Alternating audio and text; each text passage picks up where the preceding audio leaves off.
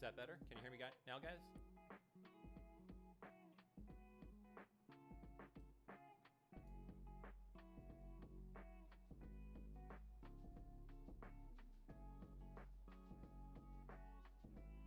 Oh, did I put refub instead of refurb? Let me see here. That's a good catch.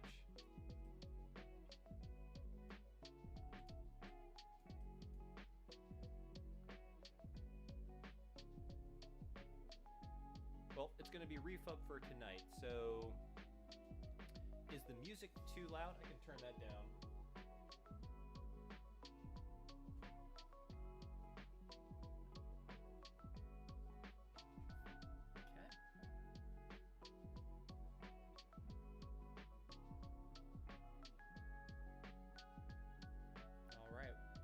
Let a few folks get back in on the stream, and then we'll kind of pick up where we left off.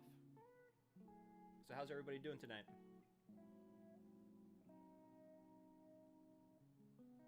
It's good? Awesome. All right.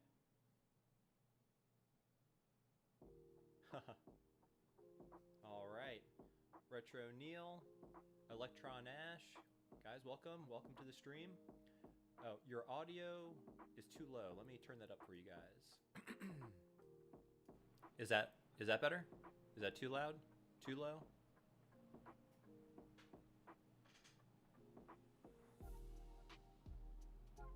Can increase the gain. Still no sound.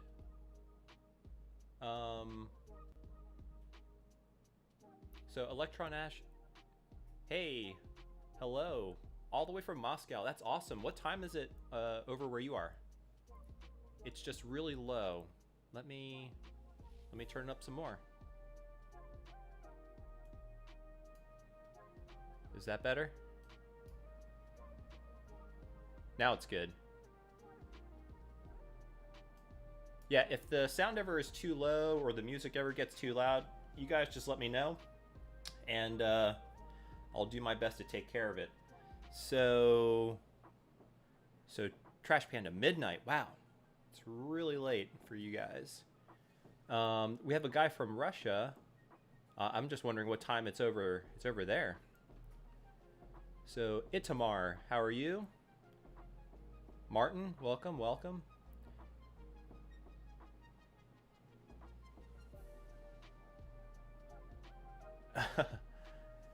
Wow, okay, so I guess that means it's still pretty low. So I picked the gain up a little bit. I turned the gain higher, and I can turn it higher here too. Wow, 1:03 a.m. Okay, it's pretty late for you. But welcome, glad you're here, man. Oh, and we got someone from Poland. That is so awesome. All right. Cool. Hey, Itamar, all the way from Israel. Awesome. Welcome. And it's 11:04 p.m. in Mordor. Haha. All right. In 2 weeks, Tito about to find me a way to make RE8. Haha.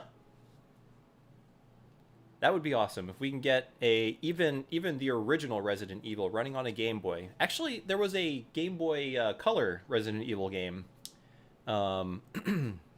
But it was okay. It's not. I didn't enjoy it too much.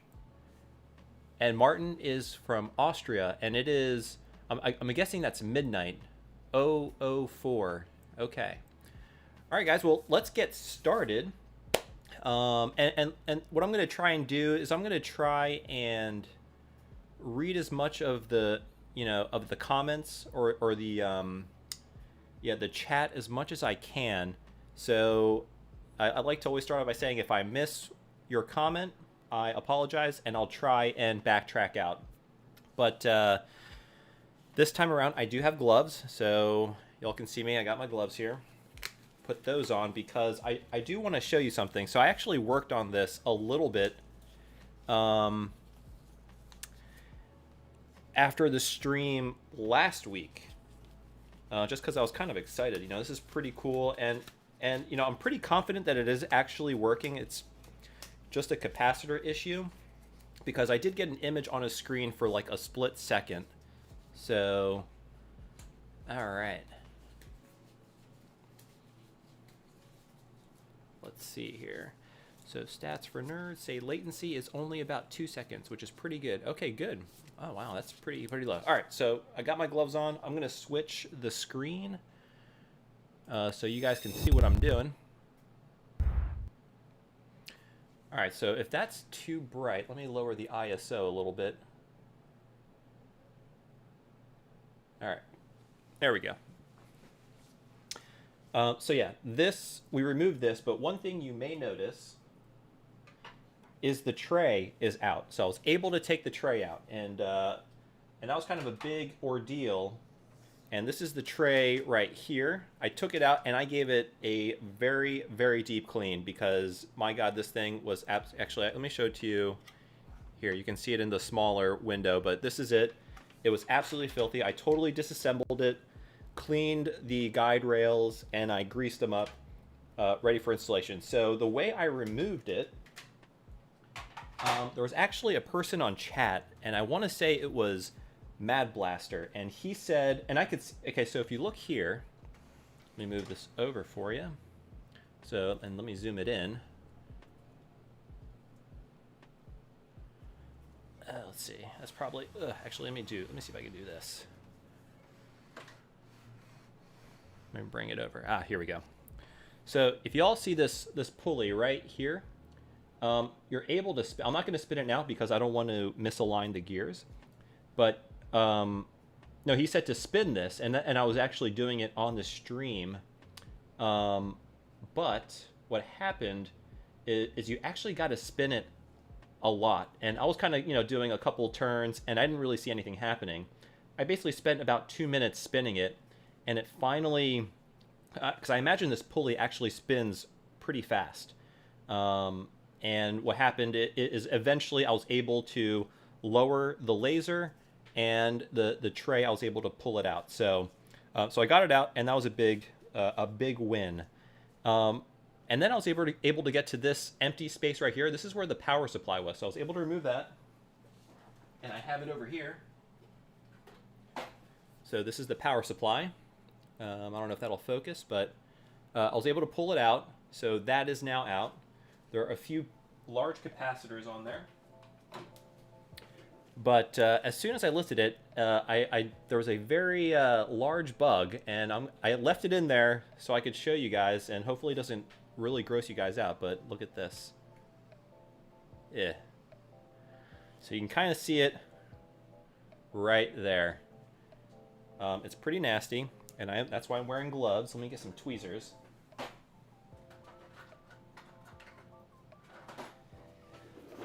But as I was actually disassembling this, I actually found there to be quite a few bugs in here.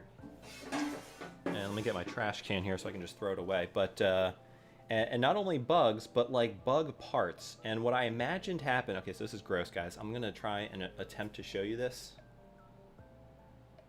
Actually, I'm gonna put it on my hand. Ugh, oh God. Is that focused? Yeah, it's pretty gross. Okay, so that's a dead bug. And actually, here's another one. My God. Here is another bug. And does anybody know what kind of bugs these are? This is really, really, really gross. They're literally all over the place. I don't know if that's gonna. There we go. Yeah. Anyway, and my theory is, so there's a lot of also bug parts in here. And what I'm thinking is, whoever owned this before, and I'm not sure what kind of living conditions it was, but when they played a disc, a laser disc, laser discs actually spin very, very, very fast. And I'm guessing some bugs got like completely decimated if they touched the laser. The laser disc. Anyway, so there are kind of bug parts all over the place. Okay, so that's kind of to catch you up where we are right now. Let me zoom all the way out for y'all. All right, so that's all the way. And what I'm going to try and do with my soldering iron is my goal for this part, or so for this stream, is to get the drive assembly out. I mean, that would be a huge win. And if I can, if I could just get all of the PCBs out, that would be a huge win. But really, what I want to get out is the drive bay. Because actually there's a lot of cables underneath that will make removing all of these other PCBs much simpler. So, and I'm not sure, let me see if I can show you this, but there is so much dust in here. You probably can't see it because it's being blocked by this metal bar. But there is a huge amount of dust right all up in here. And actually, well, really everywhere. This thing is just covered in dust. So what I'm going to do is I'm going to remove as many components as I can. I'm going to do all the cleaning sort of off camera. Once the stream is done, I'll just kind of at my own pace remove or try and clean these components as best as I can. But yeah, all right, so let's see if we can find, and I apologize if my hat gets in the way for, while I'm trying to take a look at where some of these, let me move this in here. All right, so when I move the power supply, there are a few cables over here. And someone did recommend to look at Retro Game Cave, I believe is the YouTube channel, and he actually repaired one of these. And so I did take a look at that, and that actually really helped with this pulley assembly. But all right, let me try and see if I can catch up on the chat. All right, here. So someone's saying they're cockroaches. What is your main occupation besides YouTube? Oh, so I am a cost analyst.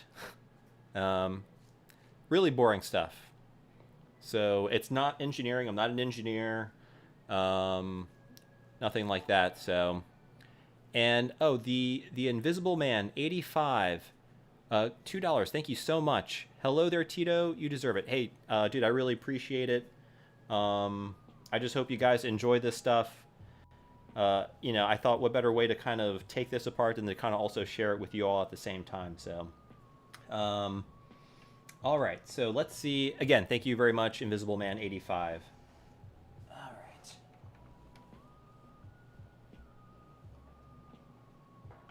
Now, I'm wondering if this is just floating in there. Nope, that's definitely attached somewhere.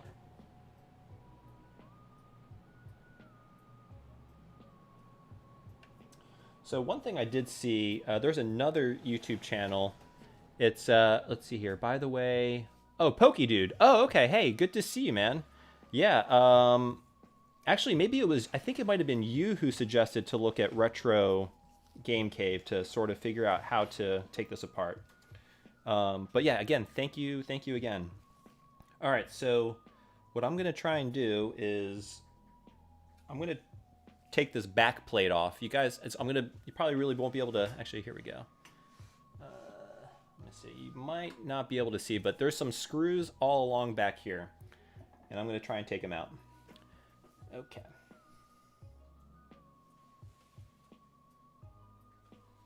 So we got one here.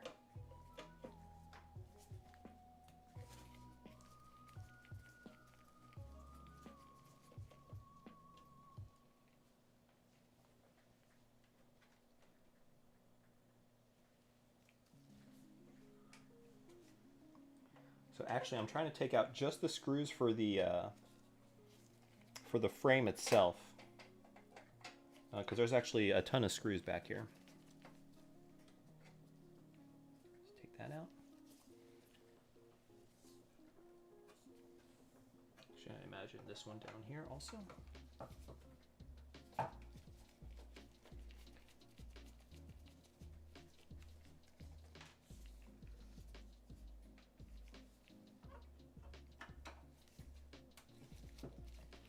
So, hey, Jake Simmons, how's it going, man? When do you think you'll full-time YouTube ever? Well, honestly, that's an ideal situation, right? I would love to be able to do this for a living. if it ever became financially feasible to do this for a living, that's when I would do it probably. But you know, I have a full-time job, just like you know, most folks, and you know, that pays the bills. YouTube is something I do for fun, and if I can somehow, you know, make it full-time, that'd be great. And who knows if that'll ever happen. All right. Ooh, okay, so this is definitely wiggling. Ah, here we go. Okay, okay. There we go. All right, so the back plate is, okay, here we go. So these, let me take a picture of this, guys. Always, always, always take pictures.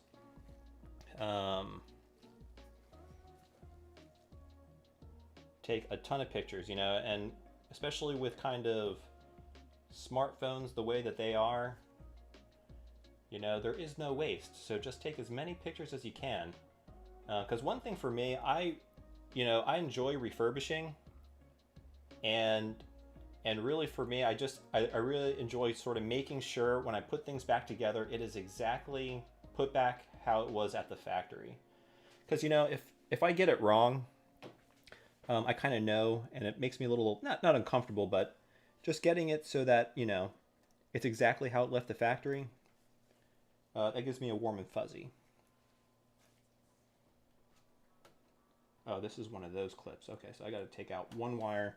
So I'm not sure if you guys can see this, but basically this blue and gray group of wires are clipped onto this PCB.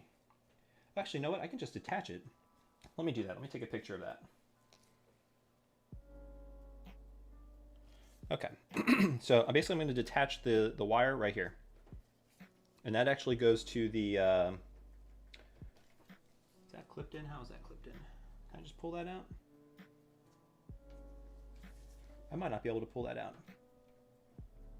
Yeah, actually, I'm not going to force that. It doesn't really look like I can pull that out.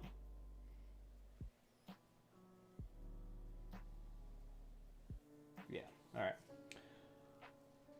Let me see here. All right, I'm going to try and go to Retro Gear Customs. Hey, how's it going, buddy?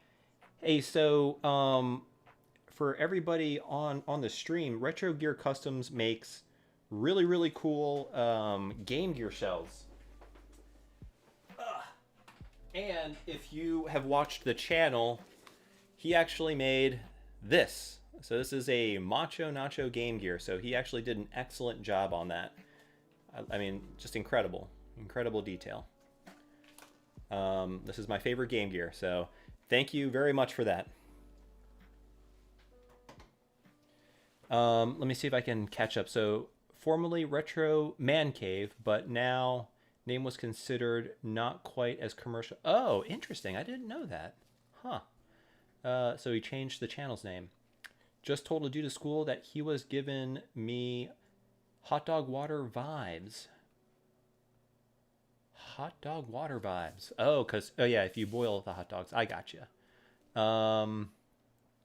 Was sure. Oh, not sure if the service manual is available. Yeah, so actually there was a video and a guy, so it was Game Tech US. He tried searching for the tech manual, and it's available, but unfortunately it doesn't really tell you how to disassemble the LaserDisc player, but it does tell you how to like troubleshoot it. Like, you know, if you have like an oscilloscope and make sure all the signals are correct. Unfortunately, I have no idea how to use an oscilloscope and any of that stuff, but all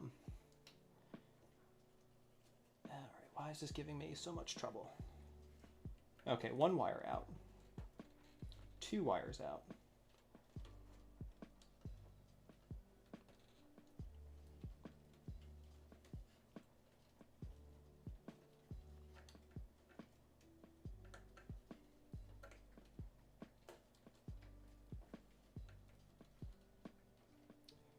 Sorry for my silence here. I'm trying to, gosh, what a pain in the butt. Yeah, guys, this thing, I can't wait to get this all cleaned up and running. Actually, you know what would be helpful? Tweezers.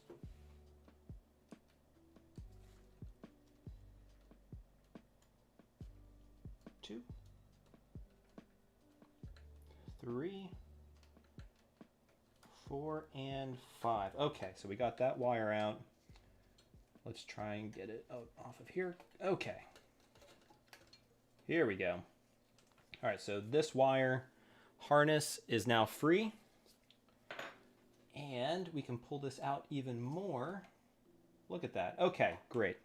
So what I see here, we got some connectors right there. I'm going to detach these right here. So again, before, oh my God, ugh. More bugs, of course. More and more bugs. Let's take a picture of how this looks.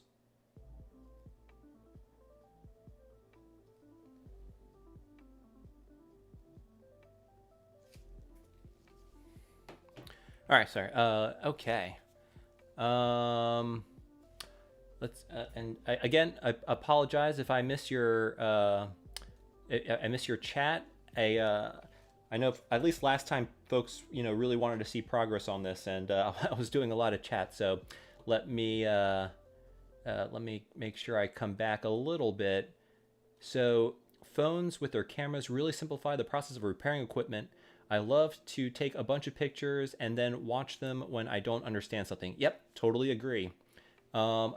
Electron Ash says blue wires are probably the RF signal for the laser pickup. Ah, okay, that's good to know. And then Electron Ash, oh, I just bought one of the GG shells a few months back. Really nice. Awesome, dude. That's what it's about. And hey, Retro Gear Customs, not a problem, buddy. Electron Ash, I bought the red one because Retro RGB mentioned them. Oh, cool. And the other colors were sold out. Ah. And let's see here. Jake Simmons, that's sick. I need... Oop, the chat just kind of skipped around. That's sick. I need to get a Game Gear now. Yep, definitely pick one up, man. Electron Ash, intended to use the new GG shell for my HDMI mod board, which also drives a new thinner IPS screen. Oh, are you? Hey, Electron Ash, are you making a new LCD kit for the Game Gear? That's pretty cool. Let's see, Electron Ash. I had one of the glass front jewel things already. Retro Gear Customs, no problem. You were looking to do shells for larger consoles at some point. Yes, that would be cool because I'd be interested in that as well. I bought the Retro 6 screen for my Game Gear since I saw the video you did. Can't wait to use it. So they have a pretty cool kit, and that little flat flex PCB, or not PCB, the wiring, it really makes the process quite a bit simpler. And I think they're actually going to make it even simpler at some point in the future. Just got here. I assume we are just about finished with all the capacitors. So Taylor Helton, you would assume wrong, sir. We have not even gotten started. As you can see, we're just trying to take this thing apart. Really all I did was take this back plate, and I was kind of catching everybody else up with what we did from the prior stream.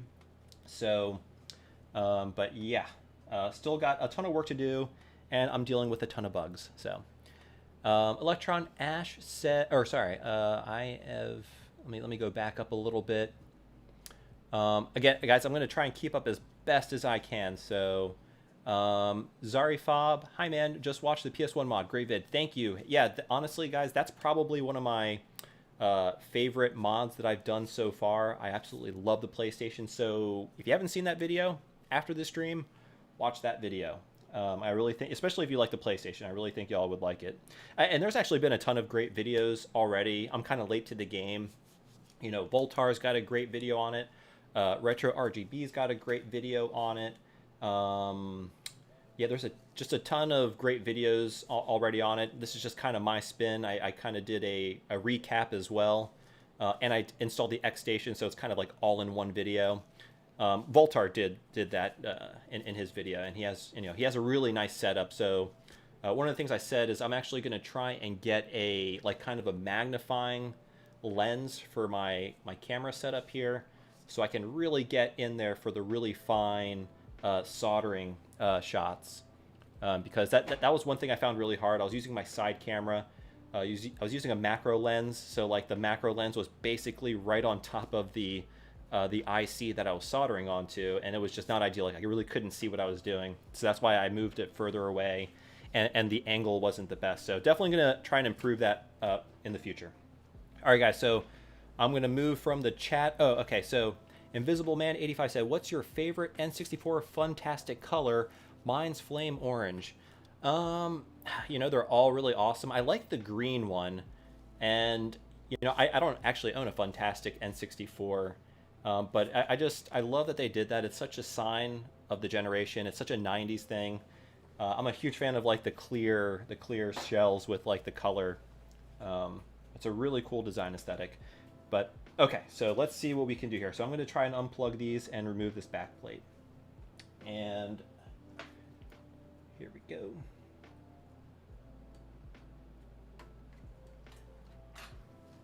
Hold on a second.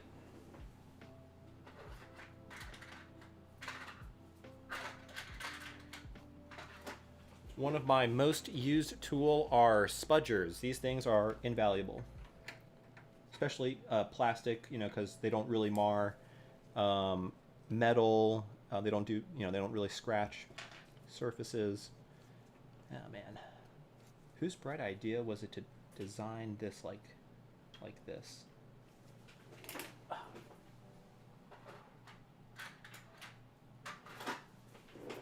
See if I can hook it. Nope, that didn't work.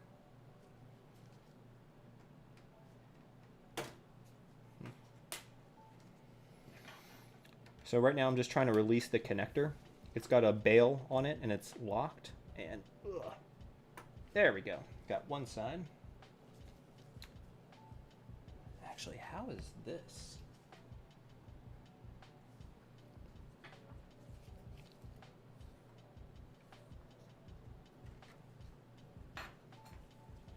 I'll tell you what, guys. This is just a rat's nest of wires.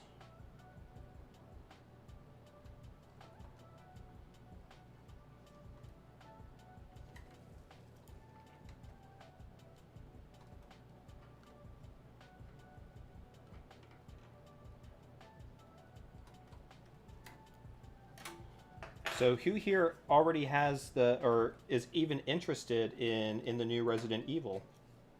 Okay, got that one. All right, guys, we got one wire out. That took like 20 minutes. Jeez Louise. So those connectors usually have a press down thing. Yeah, so these kind of are I would say they're pretty similar to the Game Boy LCD connector. You got to pull up the things to release them. Can you do a video to the Wii Dual? I'm not sure. The Wii Dual, is that? Oh, isn't that like a? Is that the HDMI adapter? Am I remembering that wrong?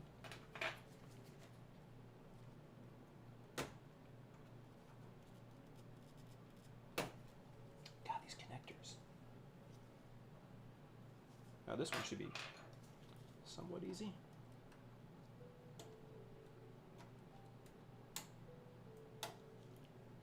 So this is a very interesting connector. It's got a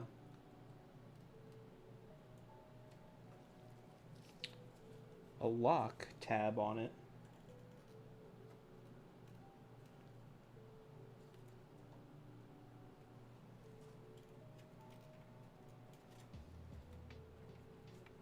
I'm actually really nervous trying to disassemble this particular wire. Seems to be very fragile. Okay. All right, sorry guys, let me get back to the chat here. But I can't see too well to be sure. Some of them have chunkier ribbon cables. That's true. Yeah, some of them are, yeah, that's very true. I really don't want to break this connector, but I feel like I might. I mean, these are some really obscure connectors. That's for darn sure.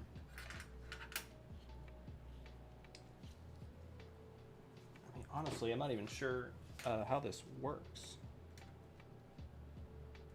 And I really don't want to break it. You know, I'm just going to leave that one because that one is... actually, that one's not even connected to this board. What am I doing? Sorry, guys. Okay, we got that one.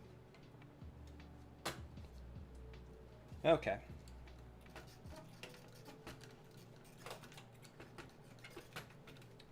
All right. Another wire down. What was that? Another 10 minutes? All right.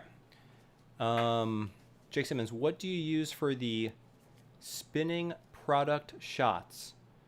Oh, for like in the openings of my videos, or the ones towards the end. I just have a spinning table.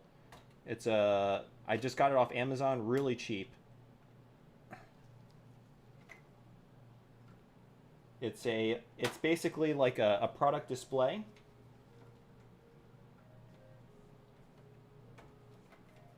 A product display platter, I believe is what they're called.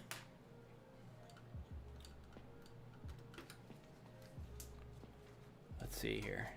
Lazy Susan, yes. It's basically a Lazy Susan. Wow, that is hard. Okay, guys, look at that. Look at that. Okay. The rear plate is off. And it looks like we got... It says, like, RGB? Is that right? This doesn't have RGB if I recall. All right, so I'm going to take care of this later, but we basically got it out, so that's a success. All right. Now I kind of want to work on this area here, but let me...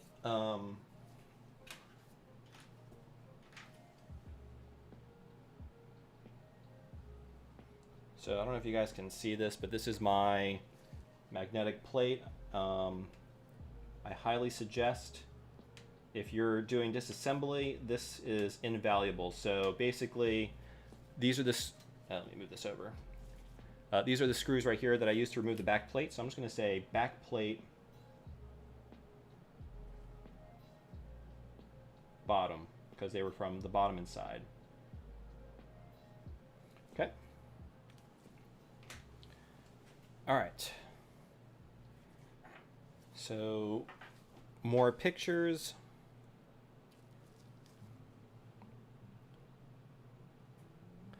Different angles.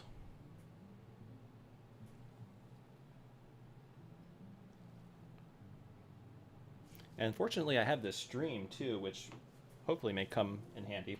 So I'm going to try and disconnect this cable right here.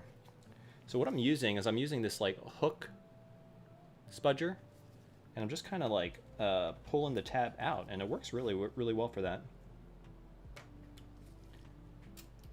And that came out super easy, so that's really nice.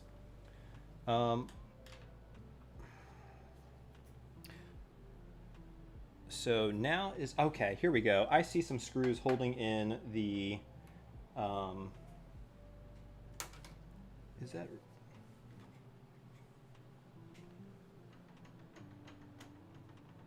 Oh no, I lied to you. That's not holding it in.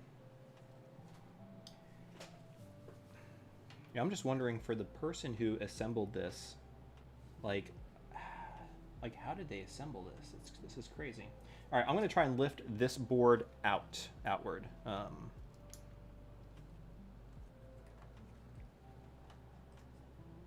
Actually, you know what? I'm going to take this board out. Oh, Andre, hi Tito, how are you? I'm doing all right. I hope you're doing well. And then Andre, Tito sent you an email yesterday about the Clean Juice GG. It was a no update. All right, yeah, I'll have to check that out. Okay, and I have to refresh my memory what that was about. But yeah, no, thank you for sending the email. All right, so I'm taking out this screw here that's holding on this board.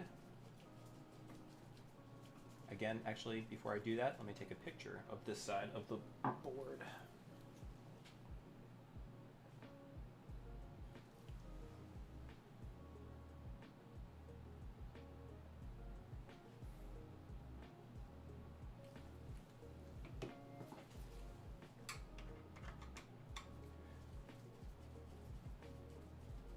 So I have so ABO Hiccups asked, do you have any Laserdisc movies? I only have one, and I haven't even watched it because the only reason I bought it was for this player, and this player obviously didn't really work. So and it's I showed it in the last stream, or at least you know what it looks like, and it's Blade Runner. Blade Runner, which is one of my favorite sci-fi movies. I'm gonna say this is side PCB screws outer. Okay.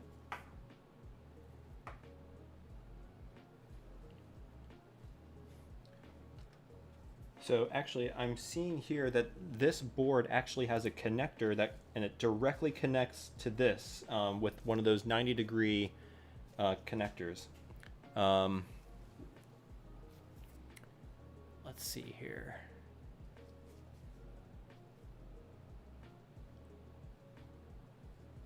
Oh yeah, no, so these are black gloves. These are the night trial ones. I've had really good luck with these. Whenever I do like auto repairs on my car, I found them to work pretty well.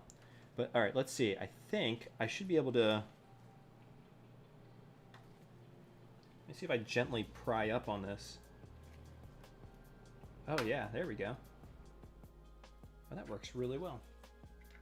So I'm using my spudger to pry very gently. And okay, it looks like it's pretty much released. Okay, but it is connected. It's being held down. Oh my god. Oh, guys. Oh my god, there's a huge bug in here. Jesus. Oh my god.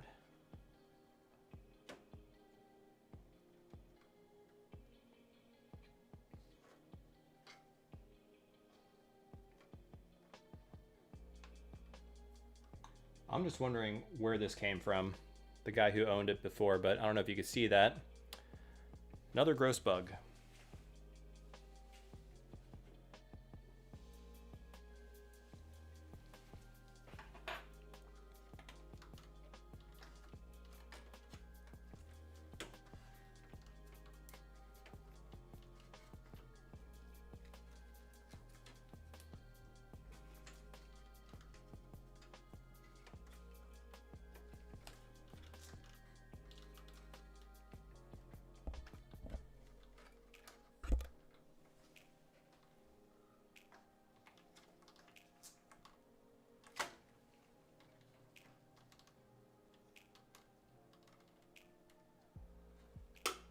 Here we go, guys. See if I can kind of... Oh, so these have connectors down here. All right, so I'm going to disconnect these. You can't really see the connectors, but they're right below here. I'm going to try and disconnect them. But before I do that, let me address the chat here. Let's see here. And again, I apologize if I miss your chat. It's just kind of what I see right here. If you want, feel free to ask your question again if I didn't get to it. Are the bugs being preserved and collected for future use? Absolutely. Just kidding. No, these are being promptly thrown away. Did you pre-order the N64 digital kit? I was lucky. I pre-ordered mine. So ABO Hiccups said. So I was very fortunate, and I was actually on the Discord for Pixel Effects, which is the new sort of company. You know, it was Black Dog Technology, and that was, you know, Citrus 3000 PSI and Chris 2600. But then Woozle joined the team, and they sort of formed, and I don't know too much about it, but they kind of formed a new company called Pixel Effects. And so I guess, I don't know if like all the other Black Dog Technology products are going to be like subsumed into Pixel Effects. But that'd be kind of cool if they kind of have a singular like umbrella company, because right now it's a little bit confusing. So you have the PSI digital, the PS1 digital and the DC digital being sold by Black Dog Technology, and then you have the N64 digital being sold under the Pixel Effects brand. So I don't know if that's going to be updated at some point. But I was able to pre-order one. It was a huge kind of, a little bit of a fiasco. Again, like very much like most kind of new products that have come out in 2020, 2021 is shaping to be about the same. people trying to buy these things as soon as they come out, so like the servers get totally bogged down, and it was just a real challenge to buy that. It ended up taking like, you know, 20 minutes or more maybe. But yes, I was able to get that, so definitely I will try to be doing a video on that as soon as I get it.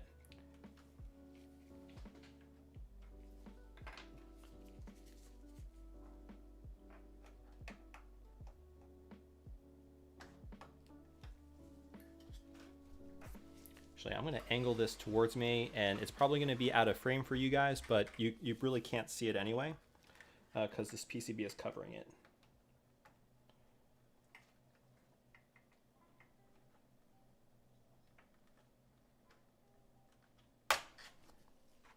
Okay, that's one.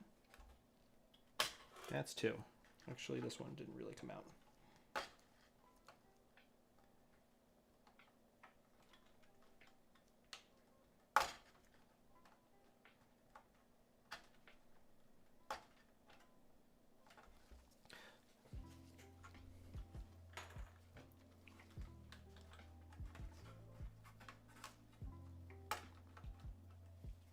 Okay, that's one cable out.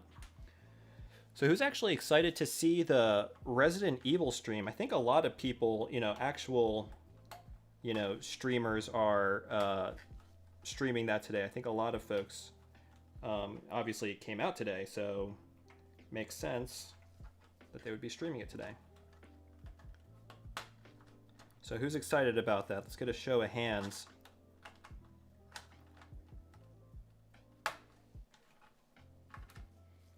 Oh.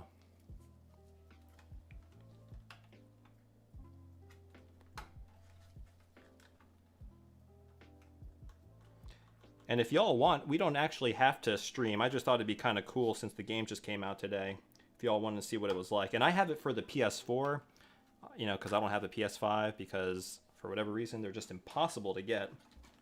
Well, not for whatever reason. It's mostly folks who are trying to, you know, basically scalp the console or the console. All right, so okay, I got it mostly. Oh, you know what? That stinks. So this cable goes all the way underneath here. Again, before I let me take some pictures.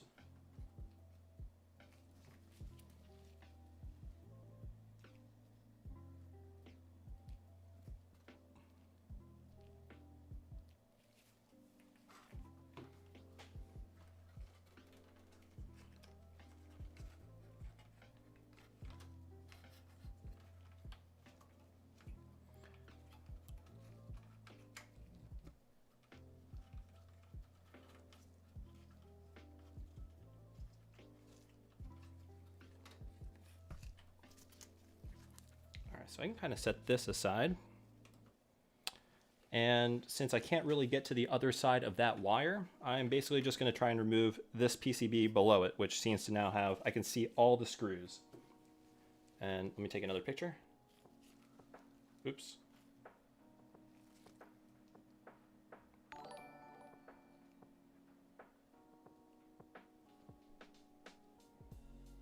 Hey, Tanner does mods. Thank you so much. Just popping in for a moment to say hello. Glad to see you're wearing gloves this time. Please don't inhale too many insects. I will do my best. And Tanner, thank you so much for the $5 donation. I really appreciate it, man. And I hope you have a good night and a good weekend too. It's Friday. Enjoy yourself.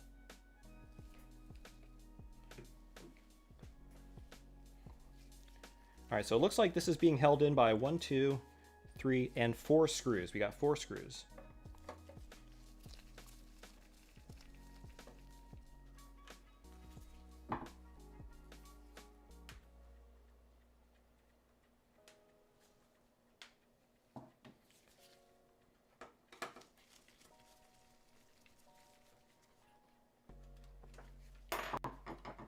Unfortunately, my the screwdriver, as much as I love it, it's not magnetic. And I'm not using my iFixit toolkit because These are larger screws, and I just find this larger grip is much easier to remove. Or makes removing these screws a lot easier. Okay, so I think I got all of them. And, oh, let me remove this connector here. Again, more pictures.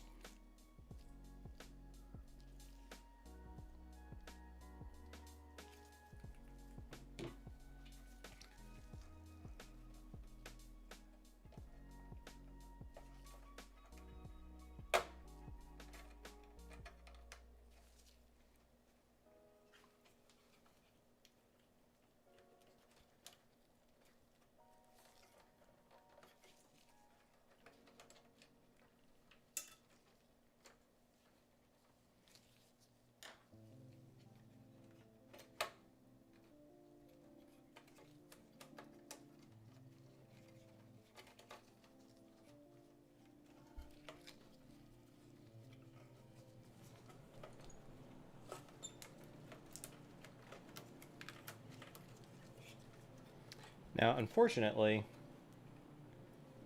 we got a cable here. And where the heck is that connected to?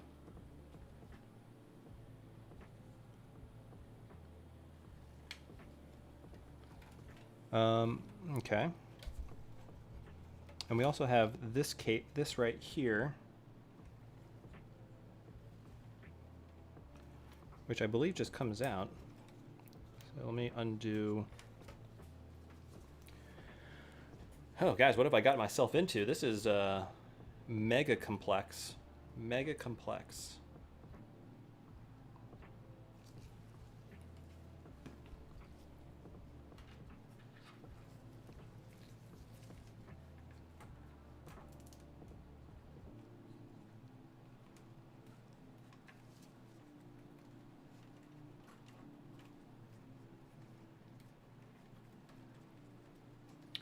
So let's see here. So Project X, Matt. Well, I am not really into horror games, so I usually don't follow those types. Ah, okay.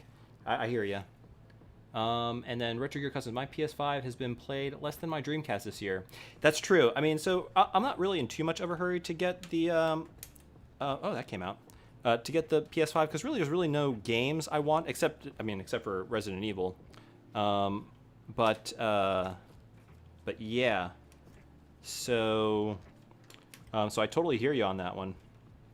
Oh, here we go. Okay, so this is almost free, guys. Like, almost. Oh, okay, here we go. This is definitely, I need to take a picture of this because...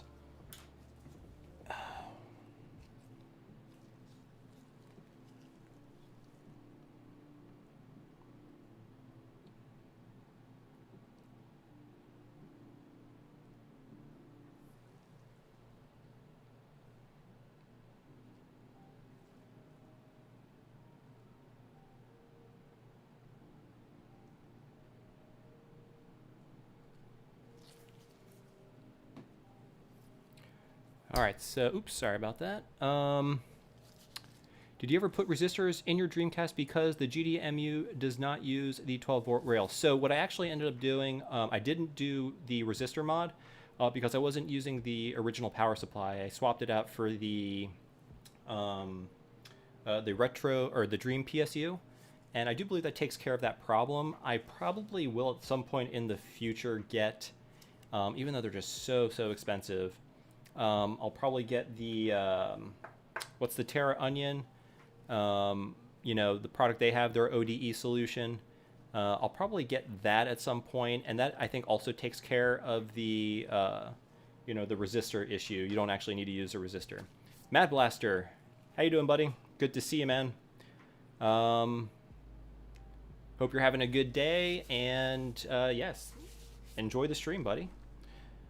We're just still, you know, disassembling this thing. It is certainly a beast.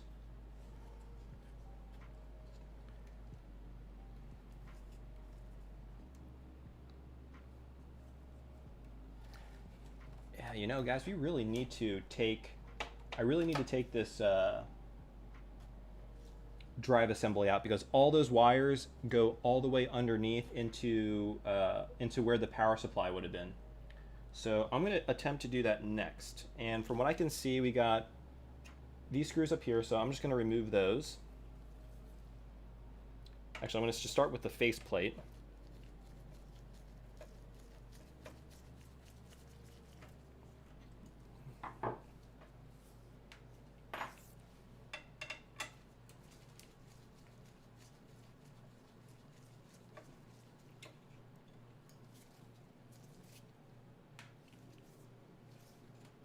Okay, so those are the upper, probably one over here. Yeah, it's one over here. So I'm just removing the screws on the top of the front face plate of the LaserDisc player. And there were 3. Sorry, I removed all 3. So I'm going to say on my little magnetic pad here, so top face plate screws. Okay. Okay. And it actually looks like we got a couple on the side. So we got one here. And I wouldn't be surprised we have some on the bottom as well, which is kind of frustrating. I'm going to go ahead and spin this around. Oop, move my mic out of the way. Oh, no. No. My screws. I'm going to move this out of the way. So I'm working it on a very tight spot here. Actually, there is none on this side. Okay. There's probably some on the bottom, so I'm going to attempt.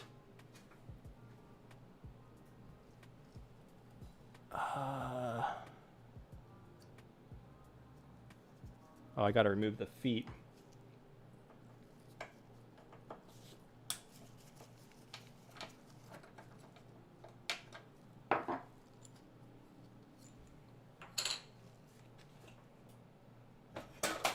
Oops.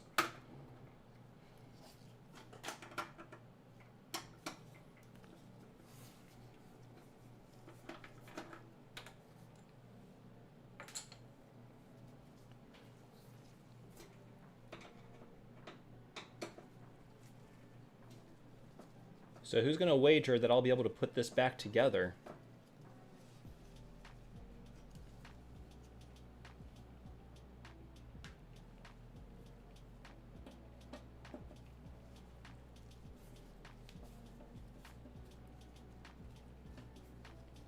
And actually, oh, this is interesting. So I actually see there's a lot of screws underneath here. And I bet you some of these are actually holding in the assembly. Let me see if that frees. I'm just going to remove all these screws on the bottom.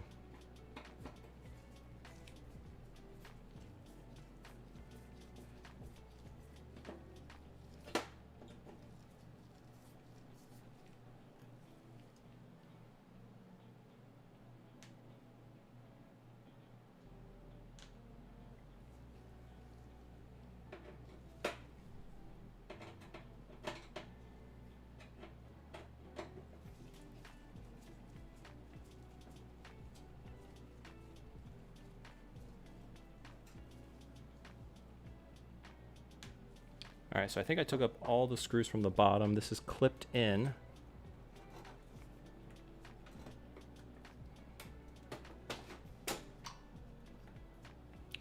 Okay, here we go. Hold on. I think we're in business here.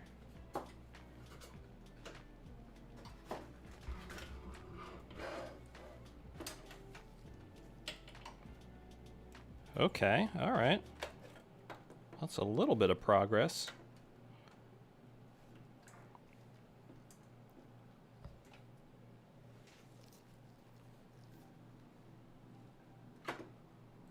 All right, so we got a couple grounding screws here. So let me just take a picture of that real quick.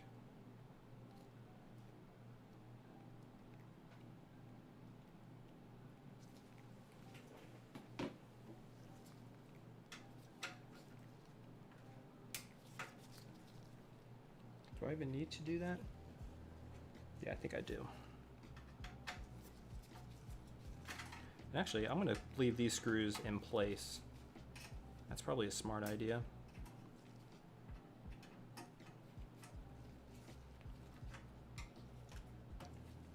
Guys, I am determined to get this laser or this disc bay assembly out. That is my primary mission today. Again, I apologize for not chatting as much to you guys as I should be. Put this back in.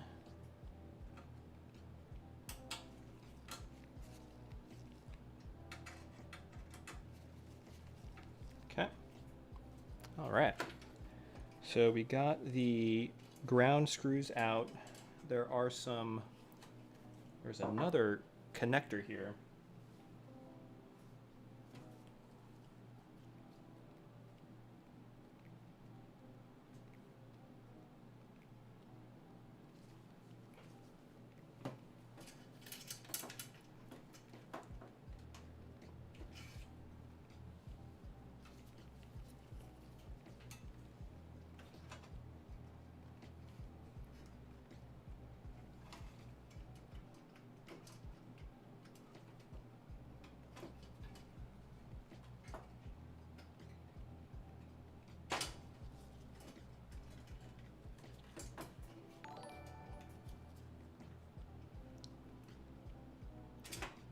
All right, hey, David Lamas just subscribes. Thanks, man. Thanks for the subscription. I hope you find the videos both helpful and enjoyable.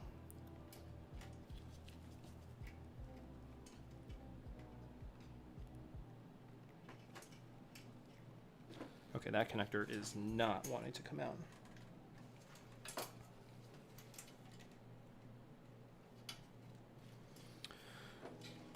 All right, well, that opens this up, so I'm just going to actually leave it as is. I'm going to move my screws to the side because they're getting in the way.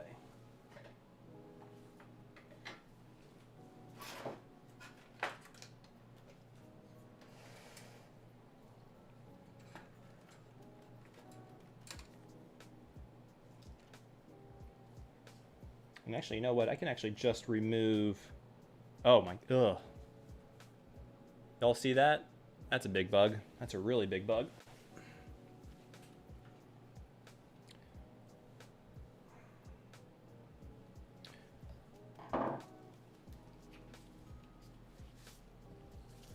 Let's see here. Andy says, that's okay, Tito. The more you talk to us, the less progress you make. We're high maintenance. Do what you got to do. Get the repair done. We're here looking over your shoulder. Hey, man, really appreciate it.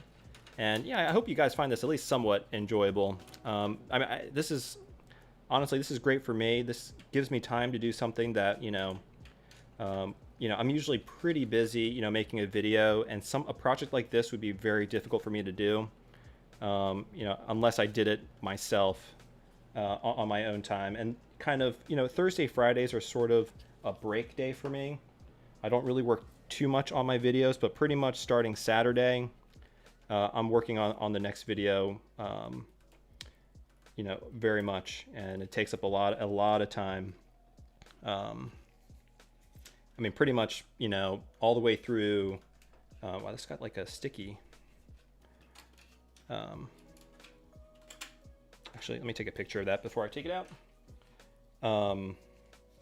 But yeah, so pretty much all the way up until Wednesday night, I'm working on the video for you all.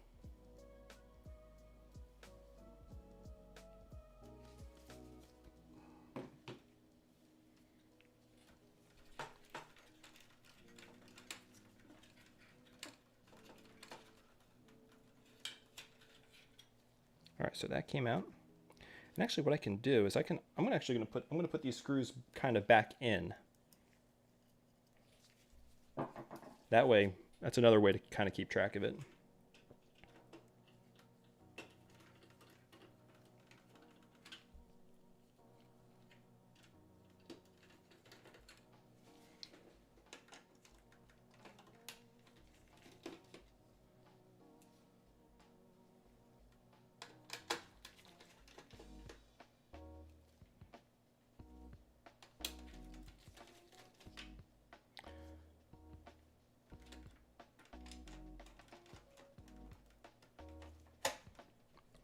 hard one to take out.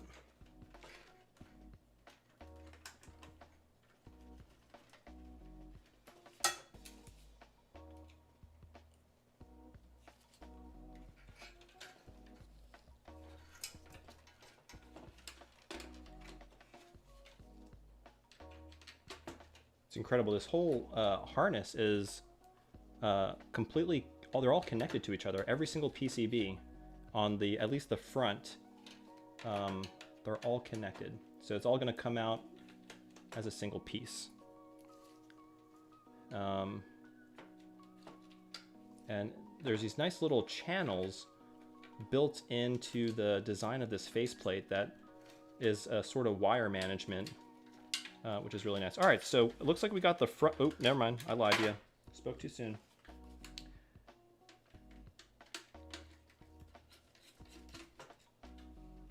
One more thing I got to take out.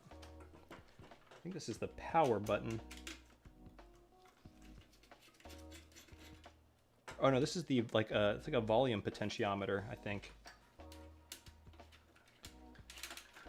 Yeah. We're gonna have to deox that. All right, guys. So we got the faceplate out, and of course, wouldn't you know it, we got a bug, and we got another bug. So I'm gonna clean that very thoroughly at some point. All right. Oh, actually, before I do that,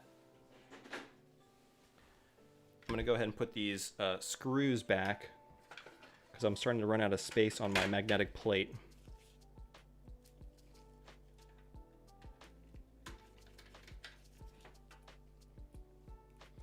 And here, you know what? And as soon as I do this, I'll come over to chat, and we'll chat it out a little bit because I've been neglecting you all, and I apologize.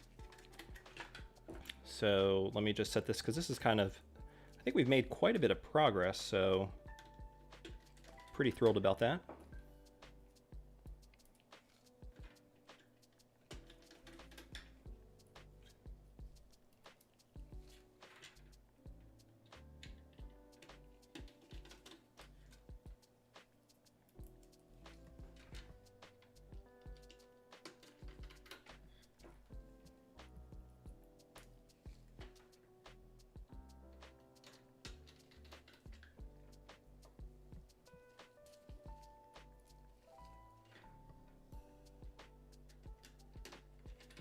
Okay, so all screws accounted for.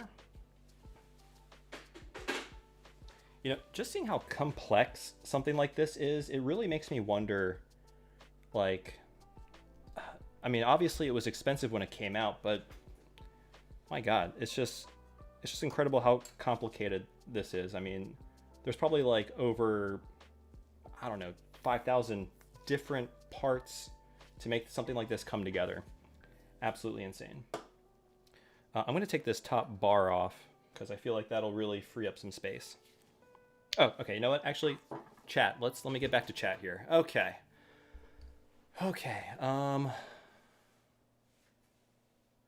So Andre saying, are you thinking he should have done the bottom part first before taking the top part?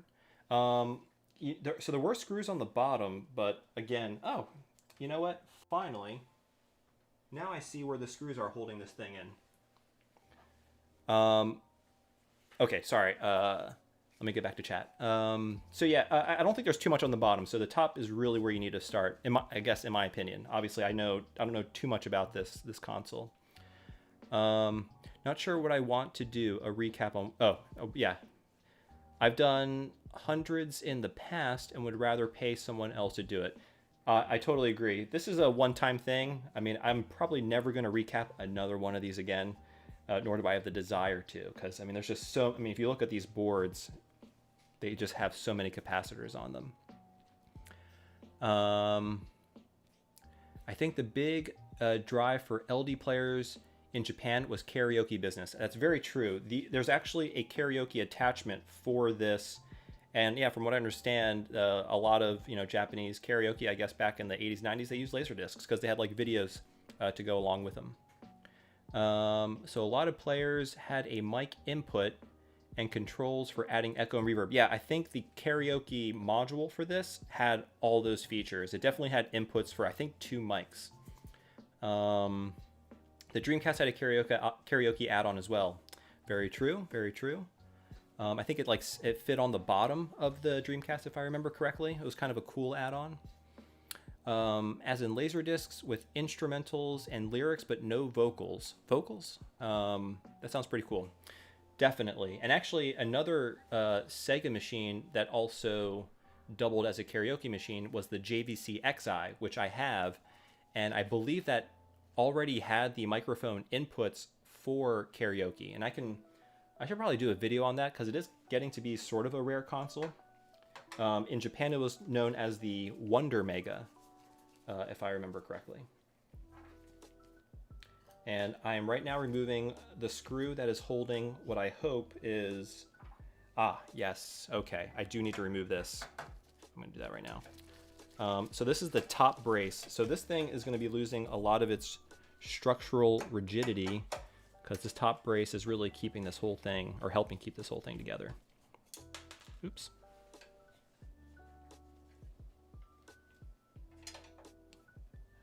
Okay. Guys, I don't know if you can see that, but my God, is this thing disgusting.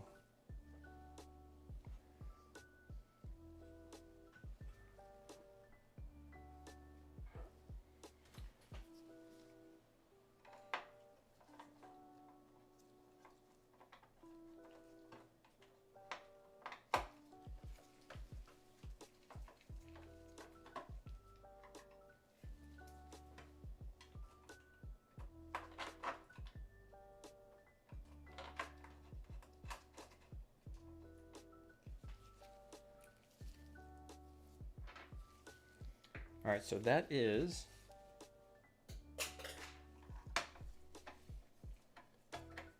three bolts out for the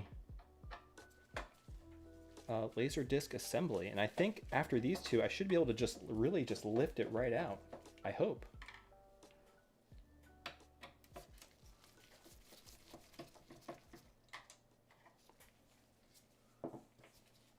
So the front screws are different from the back screws. The front screws are black and the rear screws are brass in color.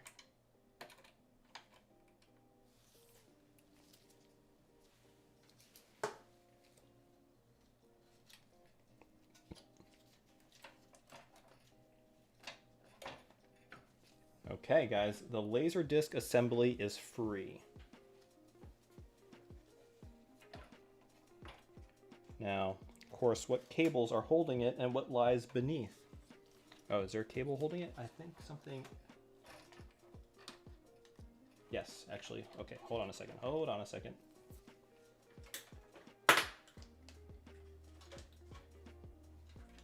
Oh, no, it is free. It is free. Oh my gosh. Oh my gosh, guys. Okay, that was a challenge. All right, I'm gonna set this aside. This, oop, okay, nope, never mind, not free. No, it's free, okay.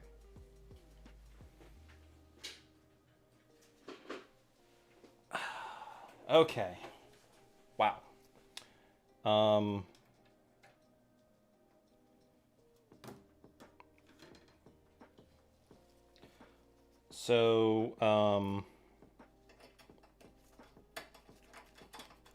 don't know about what you all think, but I think we made quite a bit of progress today.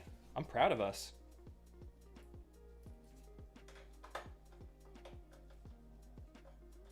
How about, and let me know what you guys want. We'll do a vote.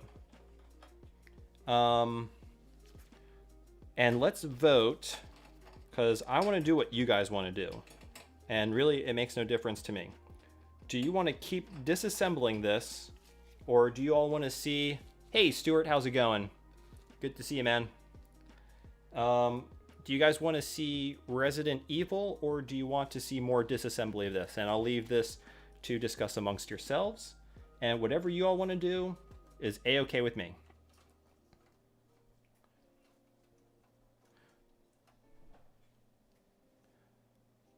All right, so Mad Blaster and Andre are both saying to keep going. All right, so that's 2 votes for keep going. Let's see here.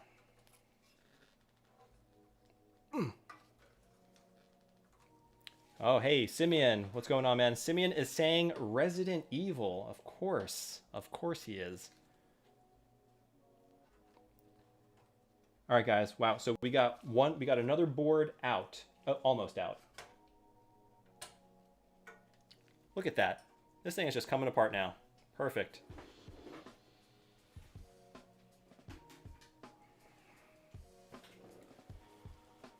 Oh, jeez Louise. Oh my, ugh. Yeah, wow. I'm gonna have to get some like disinfecting wipes here in a moment. But we are almost have everything out of here. Wow. Okay, so this board is almost out, but it has a couple ties. I'm gonna take a picture of this. Actually, let me put this over. Here so it's in frame. Okay, so Itamar is saying keep going. All right, so it's 4-1 so far. Snow Demon, keep going. Okay, guys, it looks like we're gonna have to keep going. Okay, let's keep going. And plus, we got plenty of time. I don't know how late you all can stay up, but it's a weekend, so I can stay up. Actually, no, that's not true. I actually have I gotta speak with somebody a little bit later. So I think I have a cap at 10 o'clock, guys. But until that comes, I'll be here. But 10 o'clock, I gotta do something. And, you know, maybe I'll come back afterwards if y'all want.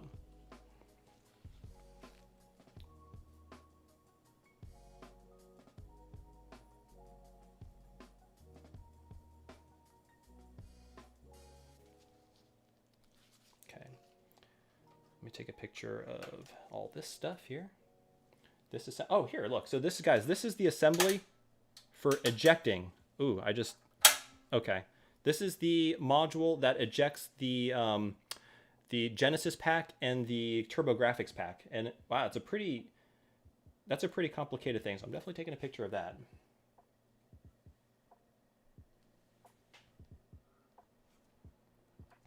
Let me take a picture of this board.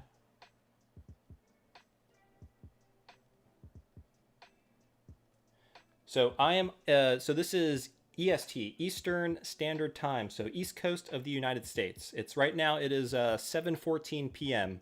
Where I am.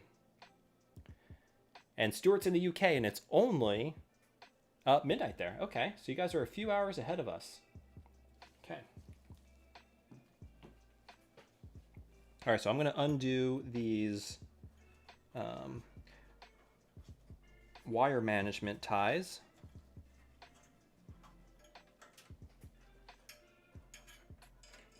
And I'm just going to unscrew, that because I don't want, wow, that's kind of interesting little mount that is here. I'm not sure what that's for. I wonder if that's like a stop or something.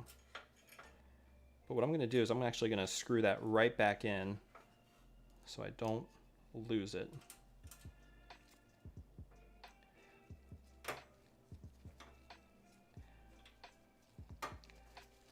I cannot wait, guys, to get this thing working and clean. That's going to be awesome. Okay, so this should be able to come out now. All right, guys, we got this board out, which is connected, and I lied to y'all. It's not out. It's not out because... Wow, okay. Oh. I lied to you. It is out. Okay, there it is. Out.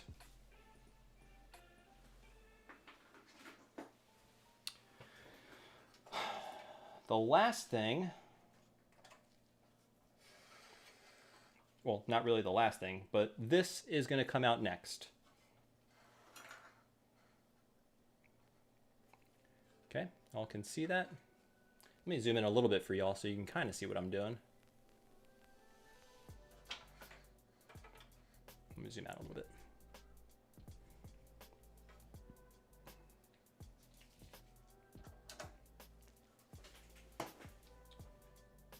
Actually, you know what? I'm going to put...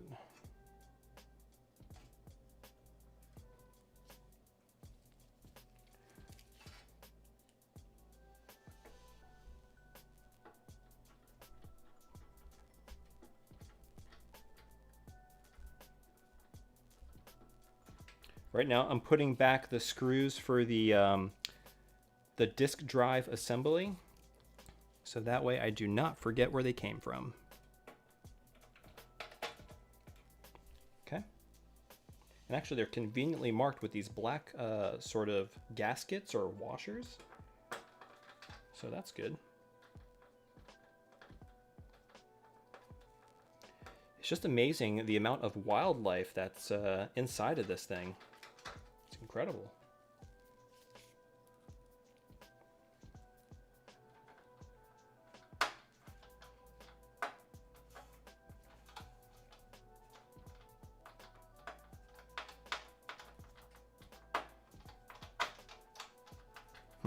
This screw is having a hard time. I don't want to cross-thread it.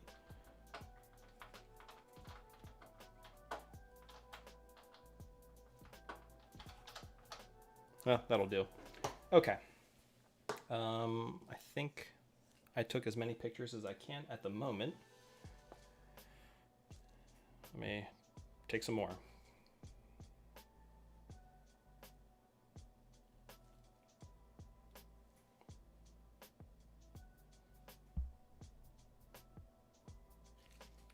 Okay.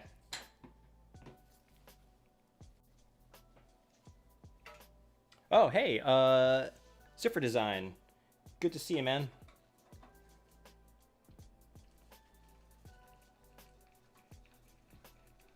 All right. Here we go. Yes, no nap for you, my friend. You must watch this. Just kidding. All right, so it looks like this is only held in by 2 screws. Are those screws there?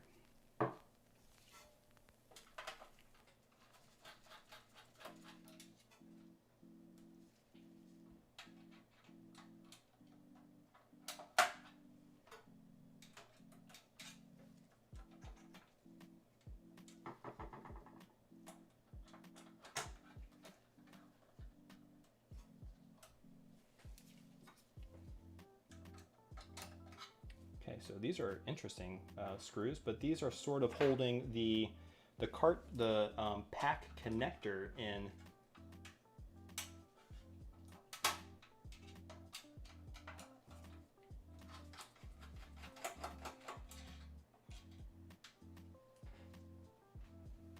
Okay, let's put that back.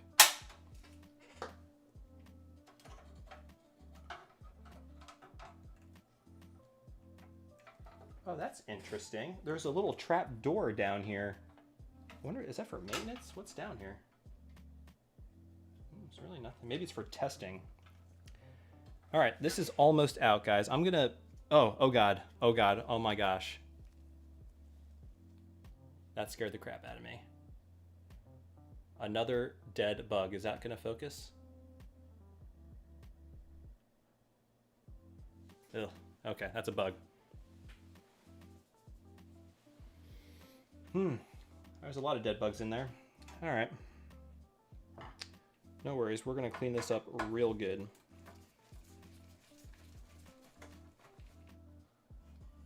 Okay.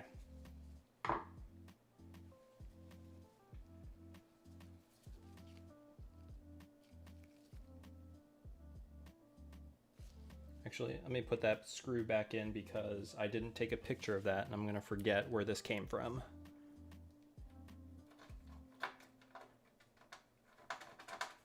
So yeah, let me quickly take a picture of that.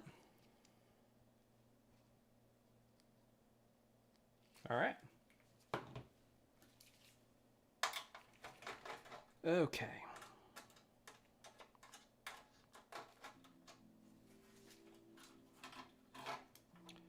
And ladies and gentlemen, probably just mostly gentlemen actually, but we have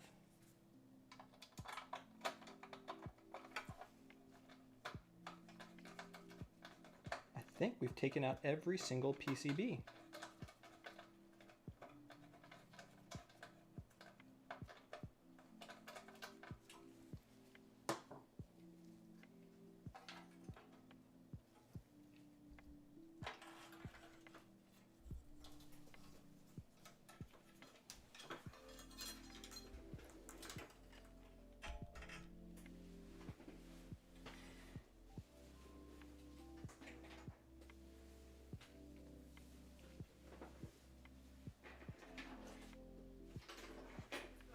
I'm just setting everything aside so I didn't go anywhere. But all right, guys, look, we got the bare chassis right here. That's the wire. But yeah, we basically totally took this bad boy apart. The fun part's going to be cleaning, but don't worry, I won't bore you guys with that. I'm going to do that myself. This, oh, and we got a wire here. I'm going to take a picture of that just as is, because it looks like that's probably where it would need to be anyway.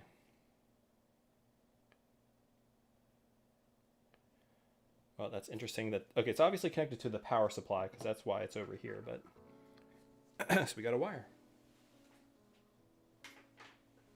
And then this is like the power switch, which I'm just going to leave that there for now. Honestly, guys, I know, oh God, that's another bug. I thought there was going to be a little bit more work involved than that. So, how about a compromise? I know most of you guys said to continue, but I'm kind of like at a pretty good stopping point, because what I'd really like to do is clean everything off camera, and maybe by the next stream, start recapping these boards, and maybe like do one board, recap one board a stream. So that would be like 1, 2, 3, 4. No, wait, 1, 2, 3, and then 4, 5. So we got like basically 5 PCBs we got to recap. And so maybe that's like 5 streams. Although the power supply is pretty simple, so I'm not going to include that. So we got like 4. But I'm at a pretty good stopping point. So what we could do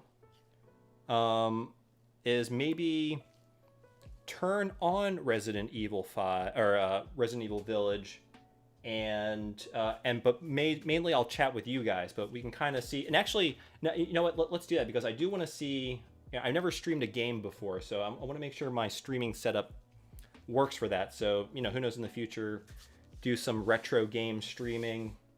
I'm just doing a modern game because I really like Resident Evil. So, but let me put this stuff. Actually, before I do that, let me go ahead and screw these in so we don't lose them. So these obviously came from here for this PCB. But how does that sound for you guys? Is that something we could do? I know there was one person who wanted to see the live stream. I know that's not a lot. I think most of you guys wanted me to continue, but I'm at a really good stopping point, and I don't really think there's much I can do. And let me connect this.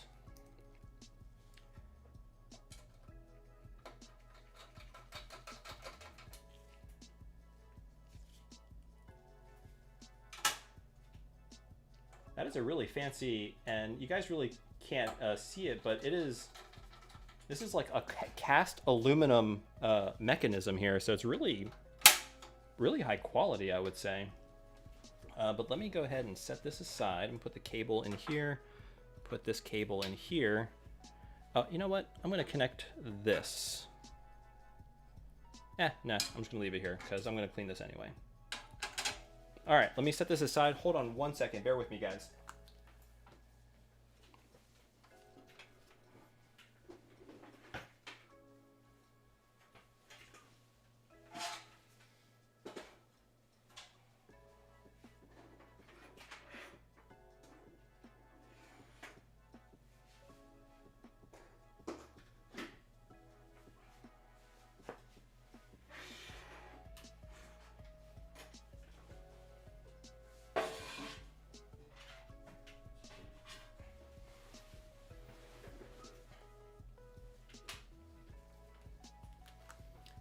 All right, so while I am, I'm just gonna tidy up here a little bit. How about I turn on the game just to, actually, let's just see if we can get it to start going. Got my mouse here.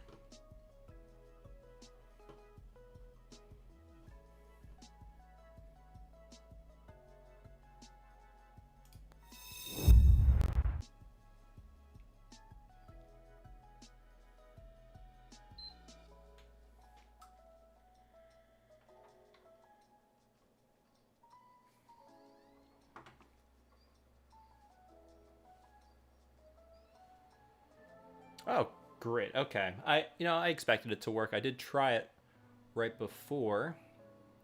And I did I did load the game. Actually, let me cut the music. Cut the music for y'all so we're only listening to one thing.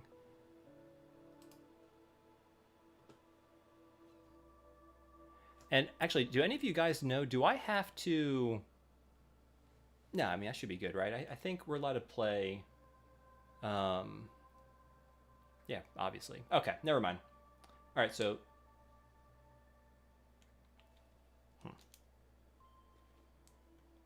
There we go. All right, so we got the game going. And, chat amongst yourselves while I just kind of tidy up here a little bit. Because I got stuff everywhere. And it'll just take a quick second, but I'm just going to put this stuff all away.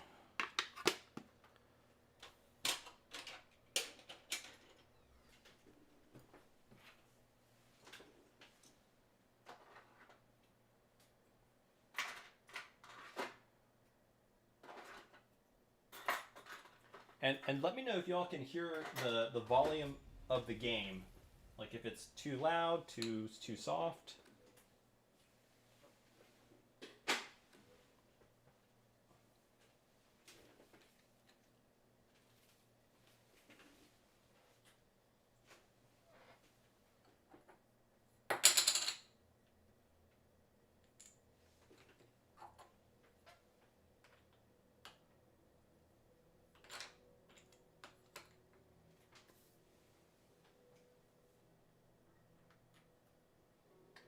And what I'll be doing is I'll mostly be chatting with you guys, but we'll have this kind of, something I could do in the background.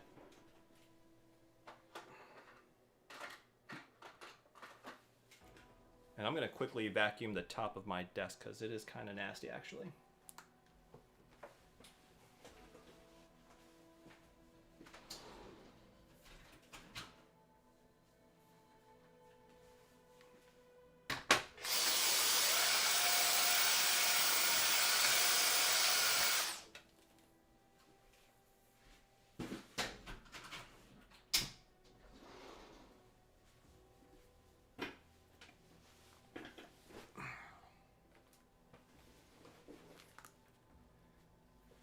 All right, so let me turn these lights down just a touch.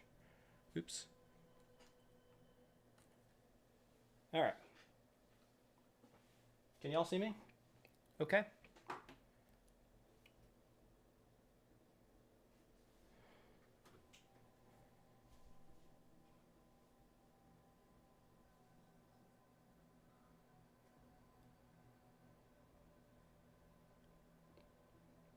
Okay, so volume may be too low. Let me, I'm going to put it up a touch.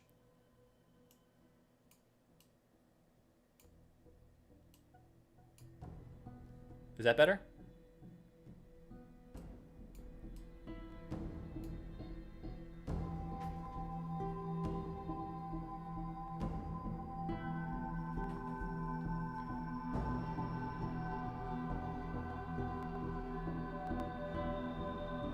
More. Okay. I think in order to do that, I got to go into the Elgato and let me know if that's too much.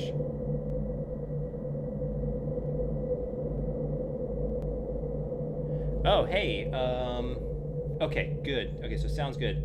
So it's roughly looking at RGB, How's it going, buddy? Hey, you caught a live stream you just missed. We totally, and if you want, you can go back and watch it, but we totally disassembled the LaserActive Player. So that thing is ready to start being recapped and obviously cleaned, which I'm going to do mostly off camera, or, you know, when I'm not streaming, because it's going to be a really daunting task. I'm just looking at everything over there that I got to clean. All right, so Stuart says, sounds okay now. Great. And then Mad Blaster says it's great. Perfect. All right. And yeah, so let's get started here.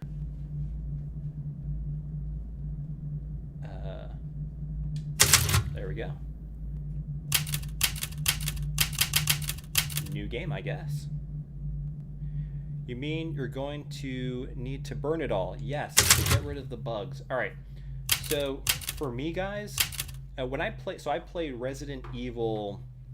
I'm not going to do hardcore. I may not even do standard. What is everybody's policy here on gaming difficulty? What do you all typically choose? Because for me, I like playing the games mostly for the story.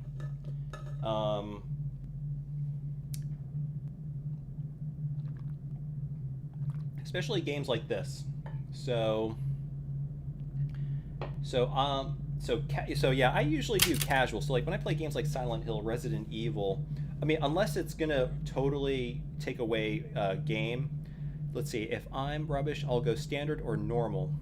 You know what? Okay, we'll go standard. Let's see. I wonder if we can change it if it gets too hard. Because actually, okay, so what I was gonna say, when I played 7. That game, actually, I found it to be a little bit difficult. I can't say I'm a huge fan of the Resident Evils that have been first player, so 7 and this one. Well, I haven't even played this one, but we shall see. And then Snow Demon says, standard or hardcore? Ooh, I don't know. Don't make it too easy? All right, we're going to go standard, guys. Let's go standard. Here we go. And so I can hear the volume. It's definitely louder, so if it's too loud for you, let me know. If I'm not loud enough, let me know.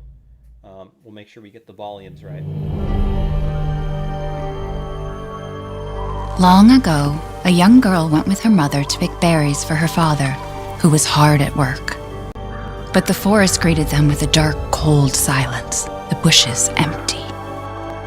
Yet determined to find the berries, the rascal broke free from Mother's grasp and vanished into the trees.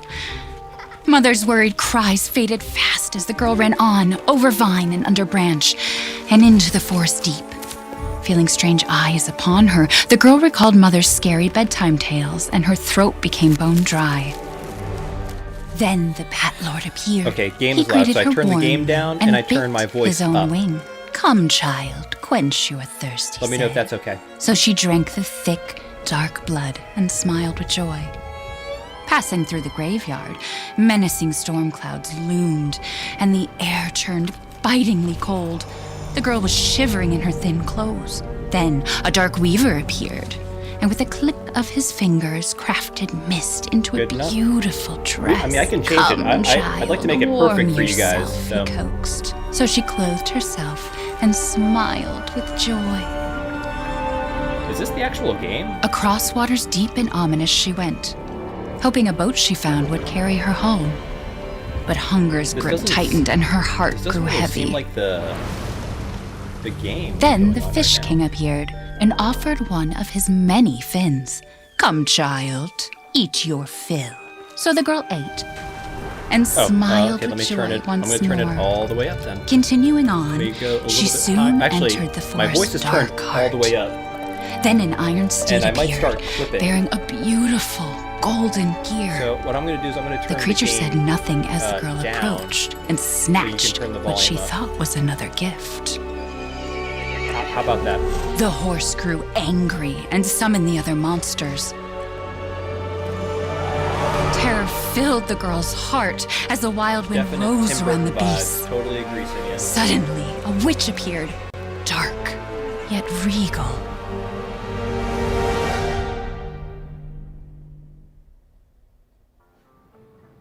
gifts we gave, but more you took, she snarled. Ah, I see. So more in turn is due. In a blink, the girl was trapped inside a mirror. There. She's asleep. What is with the creepy story? She's only 6 months old. Woman at the store said it was traditional. A local tale. Besides, So what do y'all think Rose about the doesn't seem to direction mind. these Resident Evil games Because are she going doesn't in? understand it. Thank God. I like the remakes. We like moved here 2 so and that she 3. wouldn't have I to think deal they with did a any of pretty good that, job with remember? that. there's nothing wrong with my memory. You're just being paranoid. It's not... Never mind. I'm sorry. Yep. But I'm Definite not force paranoid. I'm shadowing just probably cautious. going on right now. Then, And if you guys played Go 7, so cautiously she take was your daughter actually to bed. kidnapped in the previous game. I'll finish dinner.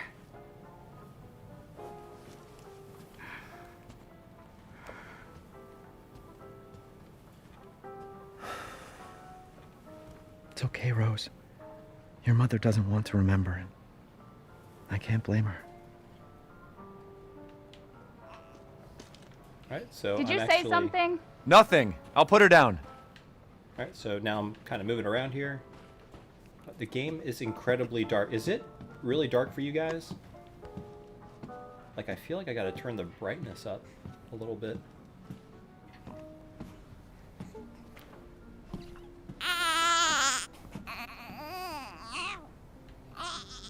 There. It's like I said to your mom. That book's too scary for you. So Scruffy says he hasn't followed too much since Revelations.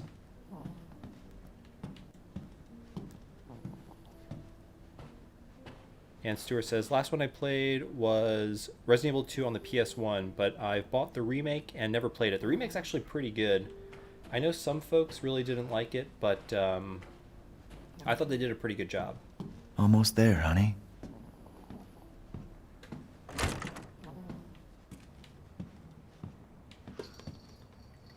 Oops. There you go, sweetheart. Don't you worry. I'll be right downstairs. Daddy won't let those weird fairy tale monsters get you.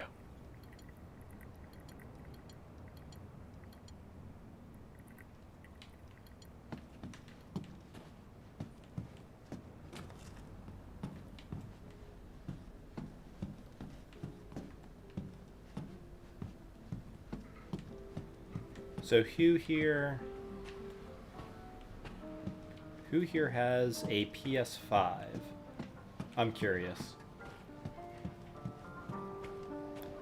So Scrubby says, I do like the originals on the PlayStation, and I love the remakes on the GameCube. I totally agree. So I have the original remake for the GameCube. Is she And then I okay? also have Resident Evil Sleeping Zero like for the a- GameCube. Both like a are baby. excellent. That smells good. It's What's a good that? Oh, blend. hands off, mister. Ooh. It's churba de legume. It's a local recipe. Wow. I feel you've like gone the full native, remakes haven't for the you? GameCube were a good blend Local wine, of too. the old original PlayStation But if you're gonna keep games and sulking sort of, all like, evening, new, maybe you shouldn't have any. upgraded graphics. The You really have to stop worrying. It's yeah, just because the GameCube finding really you in improved Louisiana, the visuals quite a the bit, but they pregnancy, still kept the Chris moving pre-rendered us here, backgrounds. which I military really, training, really it all liked, happened so they had, fast, like the you fixed know? camera angles. At least we're all together. You, me, Rose. Now, everything's gonna Seriously? Think we can just forget about what happened in Louisiana? be... It happened so long ago. I don't understand why you are so... Mia! Get down! Oh my gosh. Mia!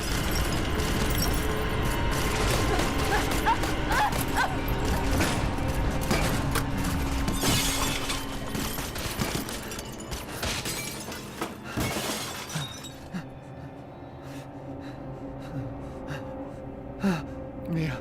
Oh, God. So Stuart, your kids got the PS5, but you didn't. Yep, I totally hear that. Chris? Uh-oh. What the hell? Chris Redfield. Sorry, Ethan. No! What? Why?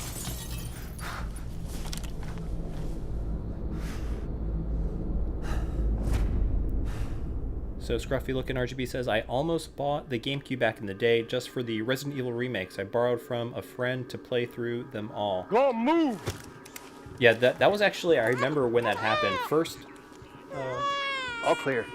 Rose? turn down the What the volume. hell you doing with my daughter? I think Package first secure. Resident Evil. Take Turn the him game away. down a little bit. I said get your hands off her! Ethan, no.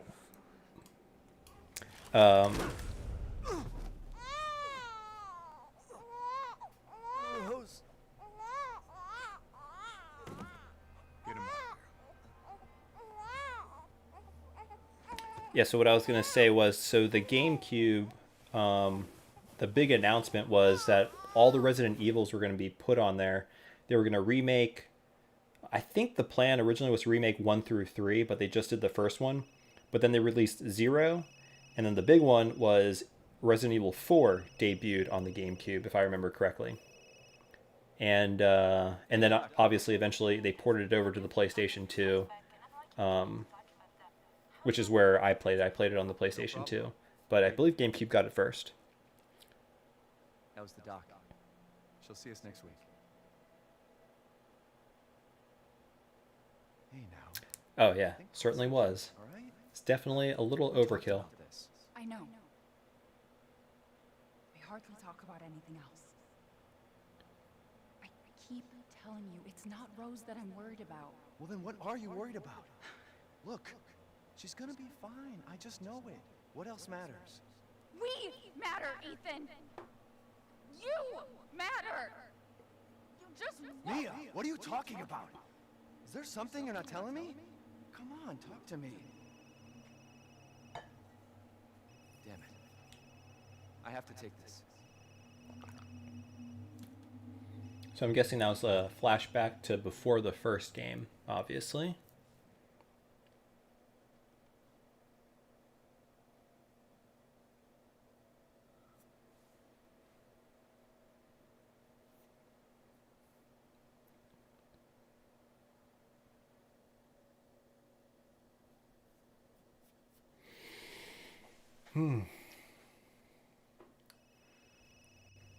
So with all the folks on chat, who thinks, I'm going to turn the volume down a little bit more.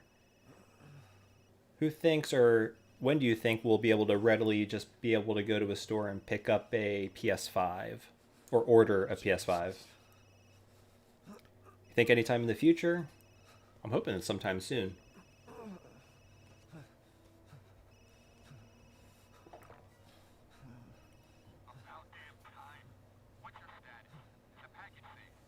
What are you talking about? Where's Chris Redfield? And Rose?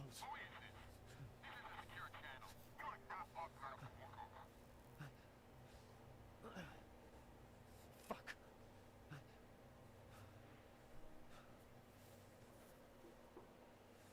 What the hell happened to you?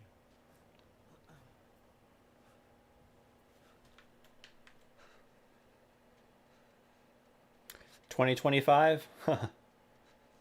Oh man. I mean, at this rate, honestly, I can't believe it's been like what, almost probably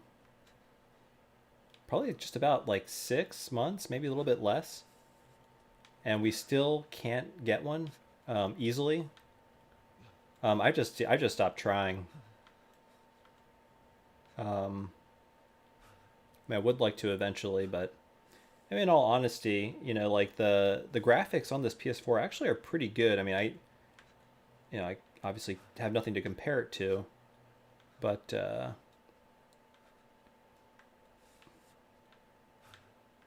and I really am. I don't know if you guys are able to see it. I feel like the screen's super duper dark. I mean, obviously it's probably supposed to be like that, but can't go that way. Crouch.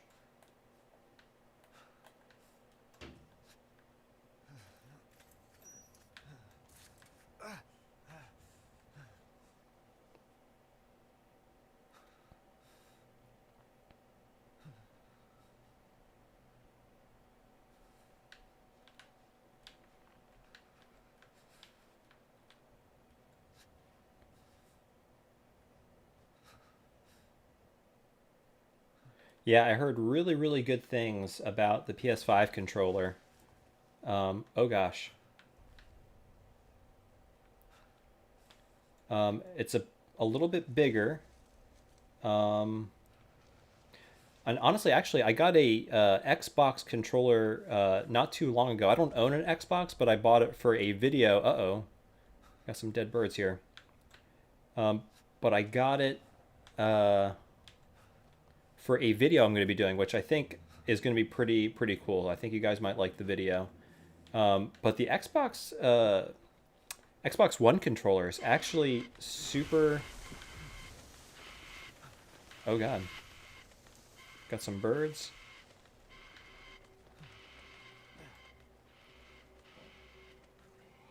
Sorry, but the Xbox One controller I thought was actually quite comfortable. I don't know what you guys think, but and I don't know about y'all, but I am quite disoriented, and I don't know where. Oh, here we go. Okay, we got a little bridge.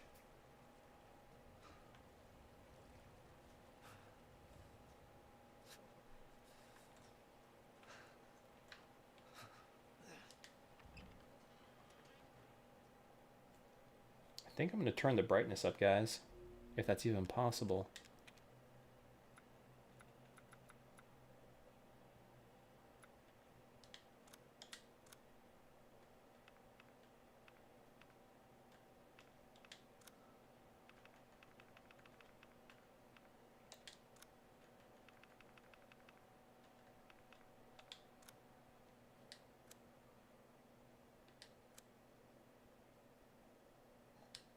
There we go. That's a little bit better.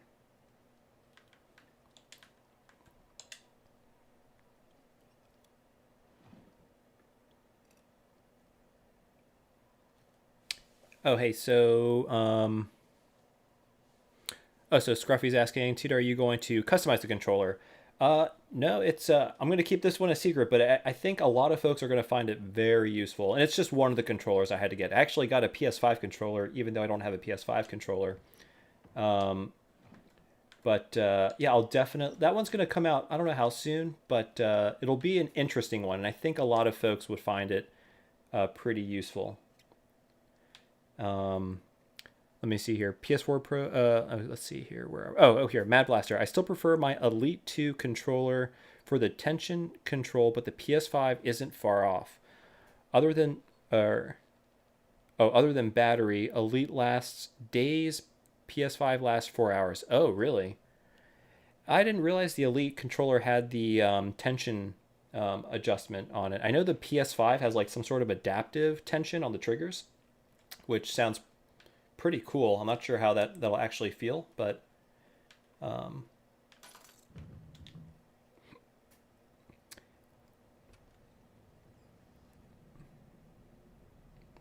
hey, Helder, yes, it is a secret, but I think people will like it.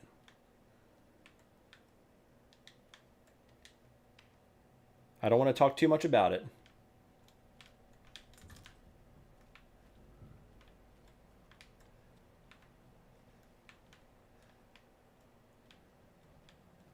Let's see here. I'm sorry. Let's get on the chat a little bit. Nerdy Weapon XS. Oh, hey, I spoke to you earlier on Insta regarding the Game Boy Color mod. Thanks again, and keep up the great content. Will do, man, and you're most welcome. Your Game Boy Color mod came out fantastic, by the way. I thought it looked really good. And all right, I guess that was everything. All right, so I'm a little lost here. So I guess there's really nothing inside, at least that I can see. So I'm going to go outside. If I can find the door that I came in.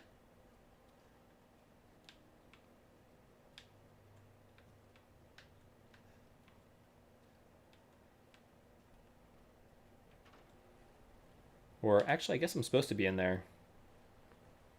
I just really didn't look around all too carefully. So let me go back in.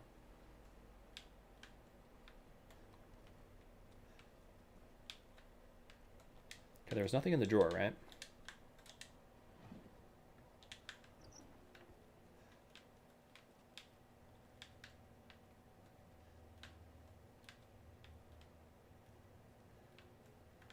Oh, there's another room. Okay. I have a feeling there's going to be some sort of jump scare that's going to happen pretty darn soon. So y'all may want to turn your volume down. I turned the volume down at least. Looks like we got some garlic hanging. You know, to keep the vampires away. Okay, it just had some planks fall down.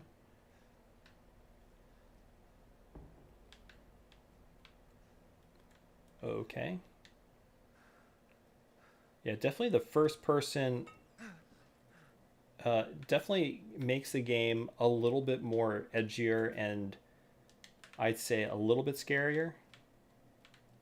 Oh, geez. Okay. Yep. There it is. I got to get out of here because the floor is about to collapse. Okay, yep. Everything collapsed.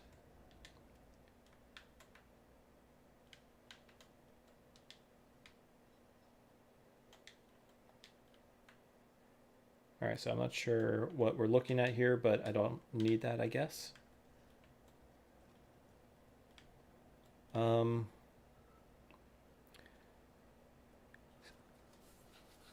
Oh yeah, so Helder's asking, does the game have third-person perspective or is it first-person only? So if this is like the previous game, I believe it is only first-person, which I agree. I'm not a super huge fan because, like I said, it does make the game slightly more unsettling. All right, well, okay. Are we trapped in here? What's going on?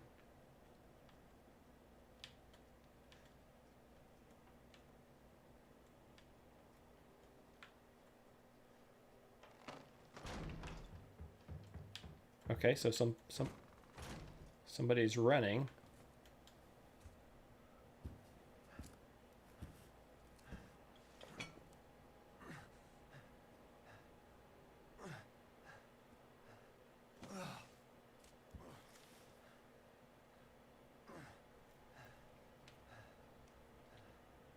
What did all this?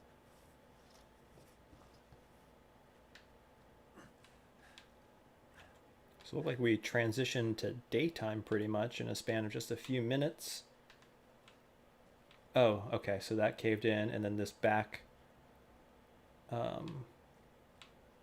was broken down. Climb over, here we go.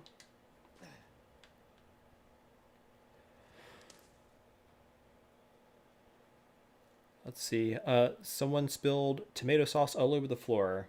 That's right. Or strawberry jam or something. So I guess we're already in... Apparently this is supposed to take place, I think, in Eastern Europe somewhere. So I think we're about to see... Yep, there's the castle that... Where the hell am I? That we've all seen from the trailers.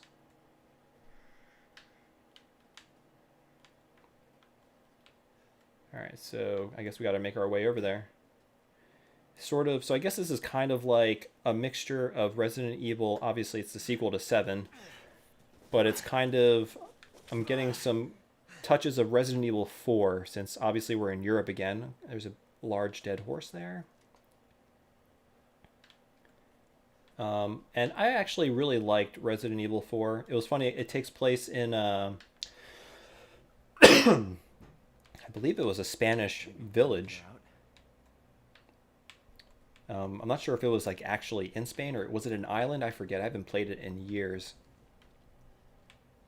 But that was pretty cool.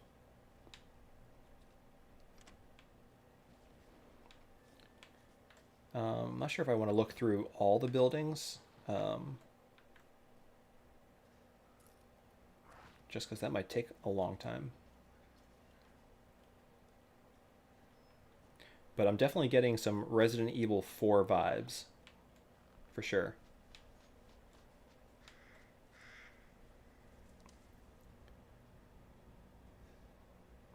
Of course, yep, there's always a creepy castle in Europe.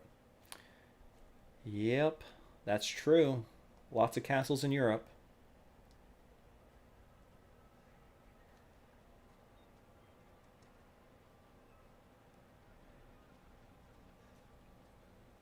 So I'm not sure. Oh wow. Oh, these are goat heads. Jeez, it's pretty graphic. Um,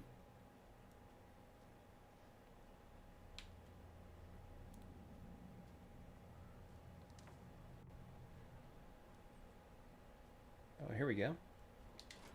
So it's locked. So I guess I do have to go into all the little buildings. So I was going to ask, are folks here like completionists? Do people like to really beat everything in the game? Some force should break it. So how do I?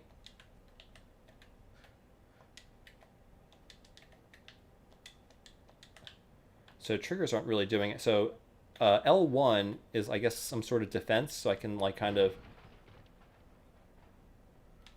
defend myself.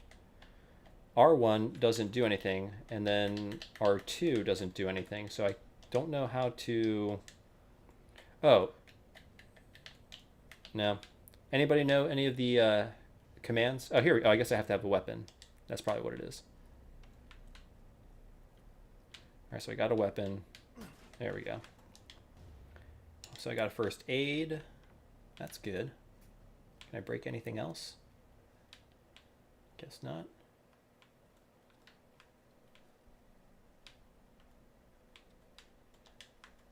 Did they just run out of the house? Yep, got the knife. Actually, usually, I mean, there was a lot of the Resident Evils, you either come equipped with a knife or a lighter, or both. And this one we didn't start equipped with a knife, but we did get one pretty early on, so that's good. So we got the knife, so I'm going to get out of here, because that's probably all I need from here. Shit. Oh, is it locked? Okay, I guess it's locked.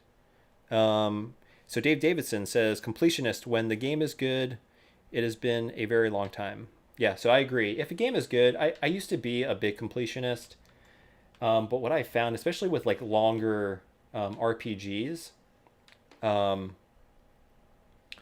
it would just take forever to get through a game. And now I find myself playing shorter games, kind of like Resident Evil, Silent Hill, Metal Gear. I mean, they're not quite as big as like some of those really expansive RPGs. So I can be a little bit more completionist when I play those types of games. And then Jason X, this game is taking its sweet time getting to something compelling. That's true. I apologize. So definitely, I'm here to chat also. So, we can do that to kill some time. Oh my God, Jesus. Friendly. Who are you? Wow. Who sent you? Nobody. There was an accident down the road and... Okay, so I guess this is where your action's going to come in.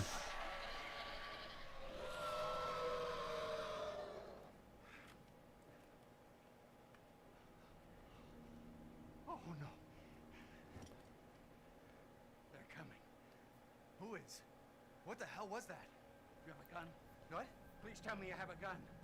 No, why would I?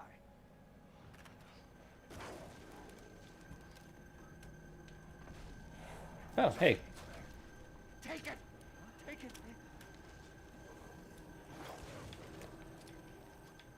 Help, it's out there. Hey, are you listening?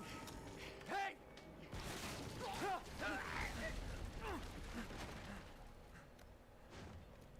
What the? Oh, geez. Wow.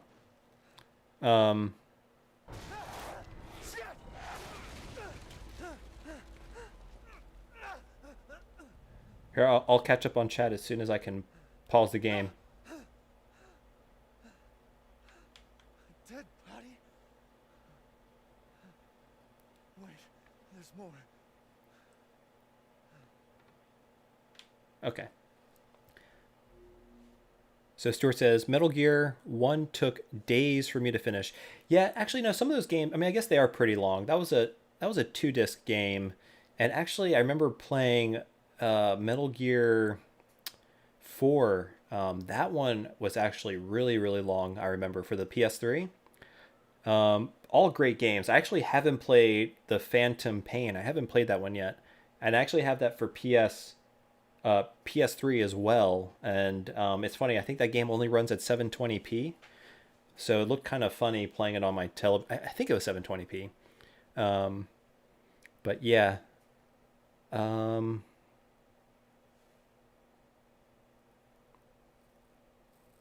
Stuart said, Jason X, most of Resident Evil 2 was walking from one door to another. That's true, but I kind of enjoyed that kind of pace of game. You know, it was a little more relaxed. The zombies were slow, and I really enjoyed those games. And then, oh yeah, the curtain definitely probably wouldn't save them. Well, it obviously didn't. And he did take the shotgun with him, unfortunately. But at least I got the pistol, so that was pretty quick. There was definitely a lot of jam in the attic, for sure. Yep. A lot of jam. I'm sure we're going to be seeing a lot of jam throughout the game. What I meant specifically is it is a stark contrast to the RE games that you drop right... Oh, yeah. No, very true. Yep. So, yeah, this one took a little bit while to build up. But it looks like we're kind of in the thick of things right now. So, yes, there was a massive jam incident. And Stuart hasn't finished MGS4. MGS4 I finished. It was good. Honestly, like, my favorite Metal Gears were obviously the original for PlayStation. Metal Gear Solid 2 I thought was amazing. I know a lot of folks didn't like it because I mean most of the game you were Raiden. And I think a lot of folks didn't like that. They felt, because they actually kept that a pretty good secret, I remember. Hey, how's it going, Hugo? Welcome to the stream. We're just playing a little bit of Resident Evil Village. And what we did earlier was we actually fully, and I'm looking at it over here, but we fully disassembled the LaserActive. So it's ready for a deep clean, but it's also ready to start getting recapped. So... but yeah, so we're just playing a little bit of Resident Evil, and I'm just trying to catch up on chat for now. The ending of MGS2 was amazing, was amazingly odd. What did happen at the end? I haven't played that game in years, and I honestly cannot remember what happened. And then Metal Gear 3. That one was also actually, I thought, pretty good. I feel like it's sort of a underrated one. You don't hear too much about it. But all right, let's see if we can make a little more progress.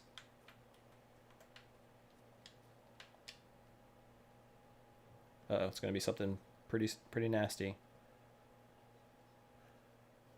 Jesus Christ.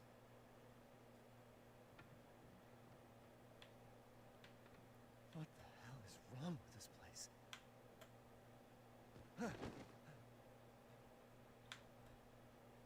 Uh-oh, is that a zombie? And also I found it kind of interesting how Resident Evil sort of... Oh gosh.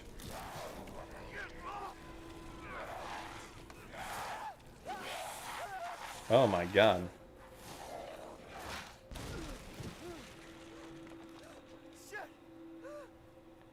Jeez. What the fuck was that? Alright, do I have my gun? I don't have a gun. Okay, I can kind of move. Oh, there it is.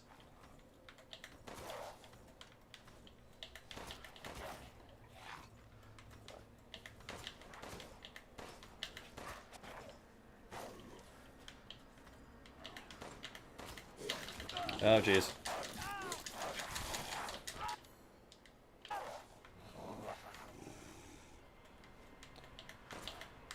Oh, jeez.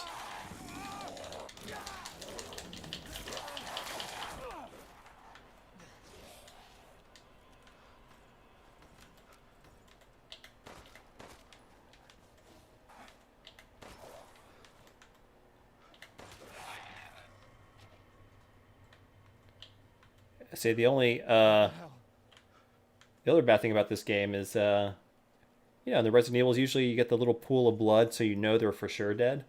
We get no such reassurance in this game. Now, as you could tell, wow, I am not the best at first-person shooters. And here we go. We got some bolt cutters. But I will do my best. Let's see if we can find some ammo, because I am running very low. Let's see here. Yeah, the shotgun, I think that's gone forever. It was a nice little I'm sure we'll get one a little bit later in the game, but for now we don't have a shotgun, unfortunately. Is that zombie trying to kill you or play dodgeball? Yeah, that's the other thing I really don't like about these new games. I mean, obviously it's more realistic, but these things obviously can sort of dodge, or obviously make it more difficult to shoot them. Whereas, I mean, if like the original Resident Evils, I mean, those things, they move pretty slowly, very easy to shoot, very predictable. In the remakes 2 and 3 for the PS4, obviously they made them a little bit more. They are also able to dodge, but yeah, I don't know. I like having an unfair advantage, and I felt like there was a bit of an unfair advantage with the original Resident Evil, so it's just a lot easier to shoot the zombies.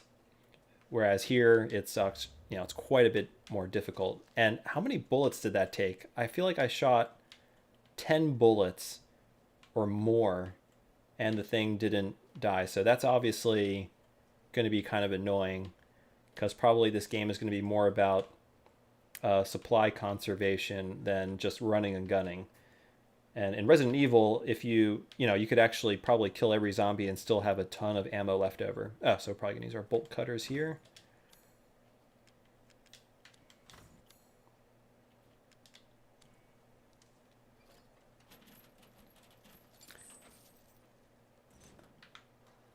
Let me see. Let me catch up on the chat here.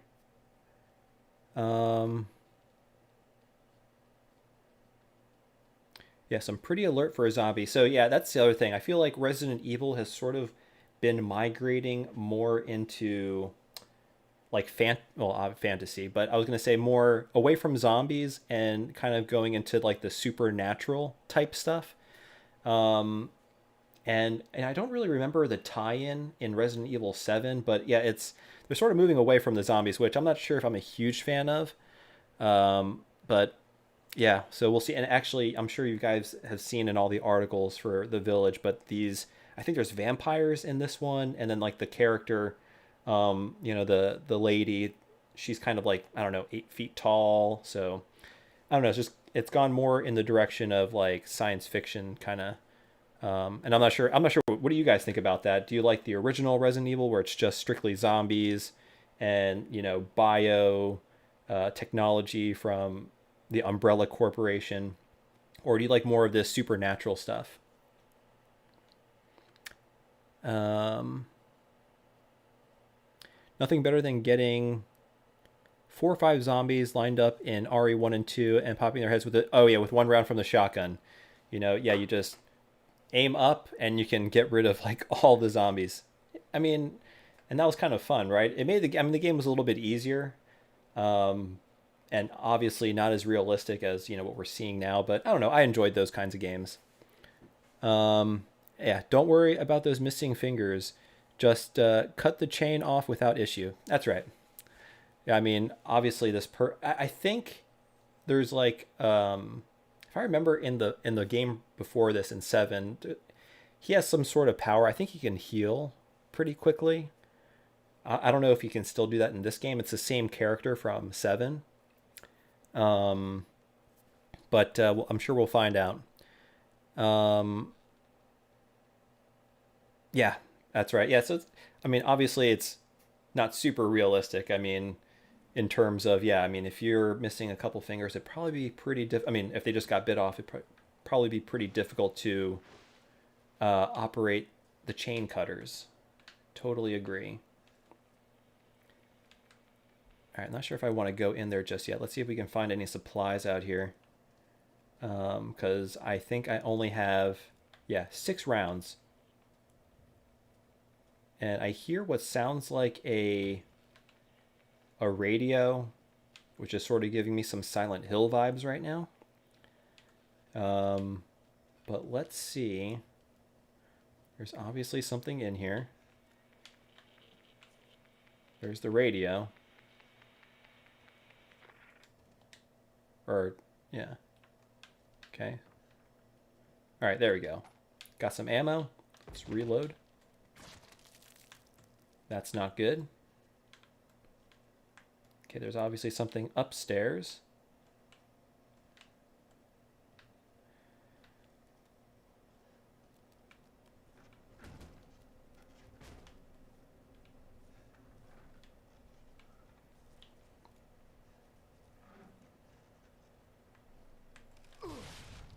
Oh, that's not good.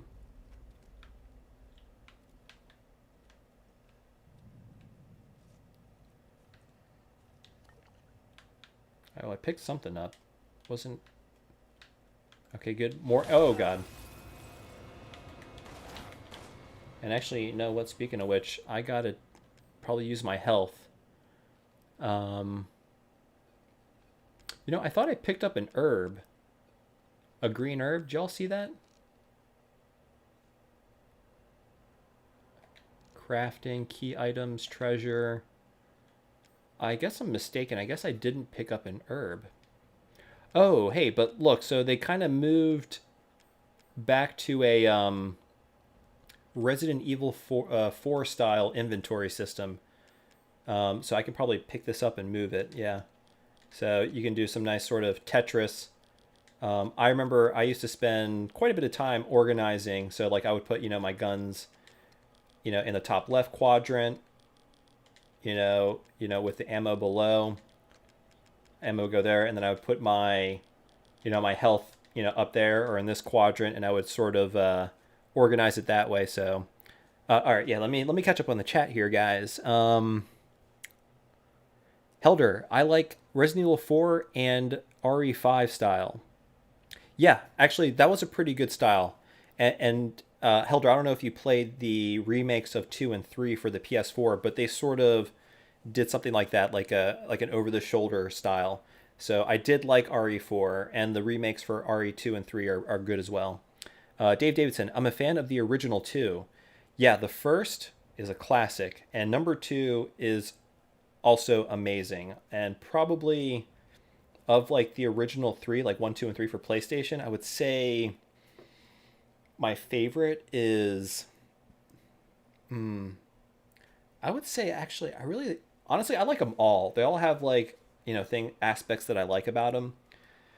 I guess I'd go 2 as my favorite of the original PlayStation versions. And then Burn, I don't know if it was easier. That's true. It depends on, you know, how difficult or the difficulty setting you played it as. And then Helder says, this is way more the way the game they originally intended, with the survival tactics and scare tactics as the main mechanic.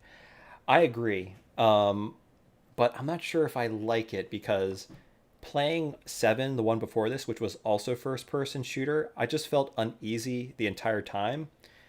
So uneasy that it just kind of wasn't really fun to play. It was like an interesting story, and like I said, I like playing games for the story. So, but it just it was a very uncomfortable play style. But I agree. I mean, obviously, if the creators could do something like this back in, you know, the mid to late 90s with the original Resident Evil series, I'm sure they would have definitely done something like this.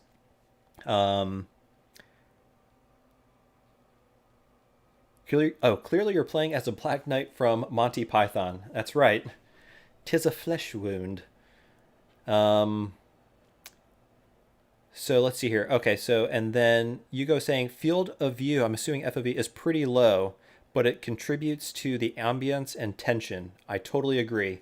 Yeah, it's a pretty narrow field of view, so obviously you can't see what's immediately to the left, what's immediately to the right, and obviously you can't see what's behind you, and that makes things really scary. And that was one of the scariest aspects of number 7, was like that one, there was like a chase scene, and this one guy, one of the main bad guys, was chasing you around the house. And I was like constantly trying to look back, and he was just like right there. very unsettling. And let's see, Kevin Max, Tito, are you liking the game so far? So far, it's not bad. Just kind of getting acquainted with it. I know we've probably been playing for like 30 or so minutes, but I'm also like chatting with you guys, so not too far in so far.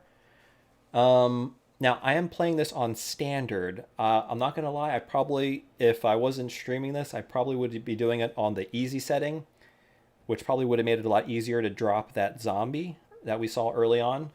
But so far I'm liking it. And then, oh God. And then Stuart's asking, does it pause when you're in the menu like an art? So it looks like it does. So obviously we saw, I think a monster was coming from the ceiling. I just paused it, and I'm going to have to immediately attack it as soon as I, actually, you know what? I hit pause. Pause. Let's see if we go to the menu, if I'm going to be attacked or not. Nope. It pauses it also. So when you're in the menu, the game pauses. Very much like the original Resident Evils, which, obviously not too realistic because, here, did I really pause time to manage my inventory? Oh, okay. Okay, so no zombie. It was just a dead body, but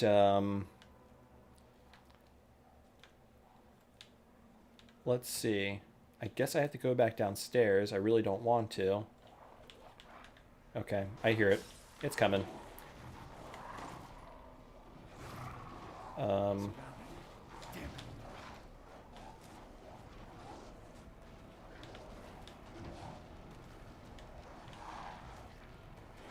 Wonder if these things are going to come in. Do you guys think I'm going to be wasting my ammo if I just shoot this guy through the door?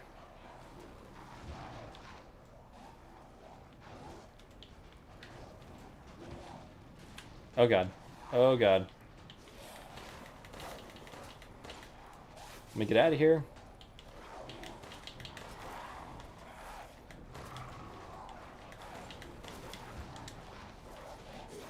Oh, jeez. Oh, you know what?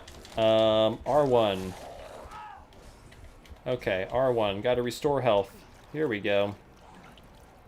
Okay. Okie dokie. Let this guy come up.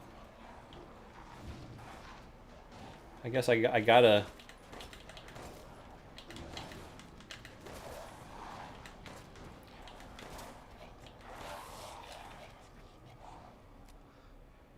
Okay, so he dropped some gunpowder.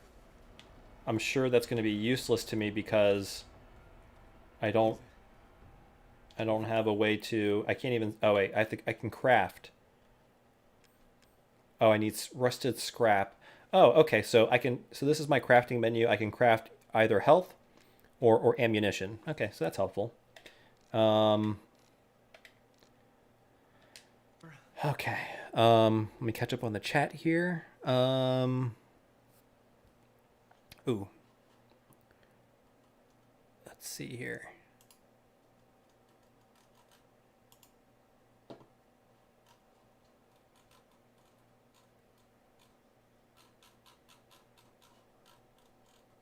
Huh, my scroll wheel is not working. Let's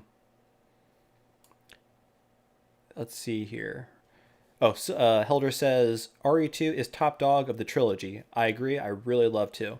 RE4 is really good. And I will say, honestly, Code Veronica probably is one of my all-time favorites. Just because, for me, that was actually the first Resident Evil I played all the way through. So I'd been introduced to RE1, 2, and 3 from my friend because he had a PlayStation. And I played it whenever I went to his house, but I never played it all the way through. And then I got the Dreamcast, and I played Code Veronica all the way through, and I absolutely love that game. It's probably one of my absolute favorite Dreamcast games, for sure. Yep, Stuart says, the zombies are hardcore. They certainly are. They're like mini Hulks, I agree. So Helder's like, this guy looks like Hulk from the TV show, but gray. Totally agree. And he's got like sharper teeth too. And then Jason says these things do not go down easy. Absolutely. I'm not liking that right now because it looks like ammo is going to be hard to come by, and so it's going to be kind of more of a fleeing thing. So trying to run away and avoid these monsters. And Helder says use the arrow keys on the keyboard. Yeah, I honestly, like, if I could hook, and that's a good question. I don't know. Does anybody know? Can I hook a keyboard to my PS4 and play this game? That'd be pretty neat. That might actually make the game use a keyboard and mouse. That's a good question. Let's see here. And then Scruffy Looking RGB says, intense, just like the Resident Evil should be. Agreed. And Stuart says, never played Code Veronica. Is it worth getting hold of a copy? I would say, originally released for the Dreamcast.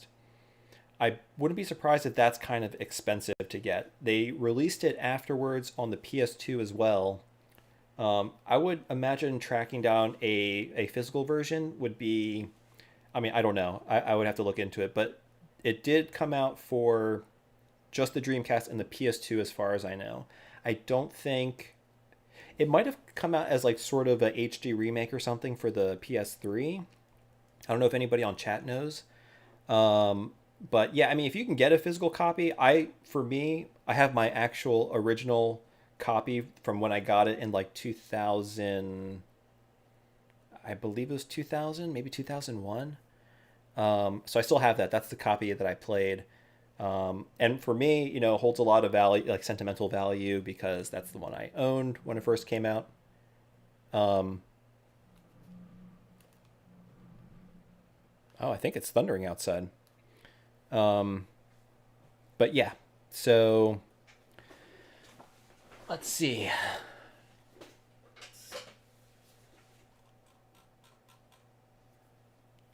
Yeah, so Mad Blaster says yes to get a copy of Code Veronica, and I would agree. I think it's a great game, and if you're a Resident Evil fan, it's definitely worth having a physical copy of. And Stuart Burns says, human dodgeball, and you're the ball. That's true. The keyboard arrows to scroll... Oh, to scroll the chat. Gotcha. Yeah, so I got the keyboard over here. I guess I could do that. It's Bluetooth, so I don't know if I can... Oh yeah, it does go to the chat. All right, cool. Well, I'll keep that right here. Perfect. Thank you, Helder. And then Thresh says, it can be done. All right. Dave Davidson says, XIM allows you to use KBM on consoles. Oh, keyboard. I guess XIM is a software or something. And then Scruffy Looking RGB says, Japanese copies are less than 1,000 yen, which I believe roughly translates to like $10. And you know, that's what's so awesome. And I don't know what it is, but like I feel like in Japan, like retro stuff is just cheaper, which is I guess maybe they don't value the older stuff as much as I guess we do here in the United States, or even like Europe, or really I guess around the world. But yeah, I wonder why. And I guess maybe they also printed many more copies. I don't know. Maybe they just have an abundance of supply, and that's why they're so cheap. And then Thresh says, you need a separate mouse and keyboard to play while you use the first mouse, and a PC keyboard to use the PC. Yep, that's true. But the question is, can I like through USB hook up like a USB keyboard and USB mouse to my PS4? That'd be interesting. I don't know. Oh, a KVM switch. Oh, that's like to switch between two sources, right? I see what you're saying. And then Helder said Code Veronica. And then Stuart Burns says, I have to see if my PS2 works and get a hold of a copy of Resident Evil Code Veronica. Definitely. And then XIM is a dongle. Ah, okay. It's a dongle, I guess, for wireless. And then Mad Blaster says, some games support it. Yes, interesting. And then Scruffy Looking RGB says, yes, they printed a lot of Code Veronica here. There is one in in every book off. Oh, so at some point I would love to do a trip to Japan, kind of like for the channel, and just do a whole thing on game hunting. And actually, for those of you on chat, Scruffy Looking RGB has a YouTube channel, and he does just that. And it's really interesting to watch. I've watched a couple videos, just kind of strolling around in Japan and seeing what kind of cool retro stuff. So yeah, he does that, which I'm really jealous of. So that's really cool. So definitely, like, check out his channel. And then Stuart Burns says you can use a keyboard and mouse IIRC on the PS4. As said, I think if the game supports it, it'll work. Pretty cool. Pretty cool. Okay, and then Heller says PS4 has it as a download. Oh, that's good. Code Veronica, gotcha. So yeah, hey, if you have a PS4, just download it. That's probably the easiest and the cheapest way to do it. And then Kevin Max is going to check out the channel. Good, definitely do that. All right, guys, let's play a little bit more games, and then I'll catch up through the chat some more in a few minutes. Oh, barricade the doorways with. Survivors out there, come to Louisa's house near the fields. Survivors?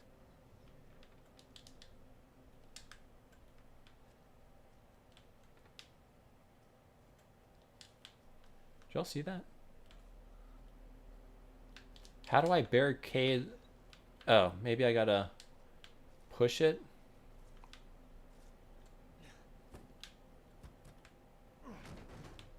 Oh, okay. Well, too late now. I'm out.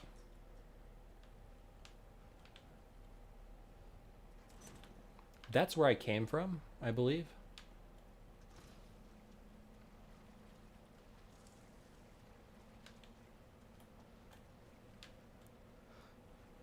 Can't go through there. So it looks like there was some option. What was that? Did I trip? I guess I tripped. Huh.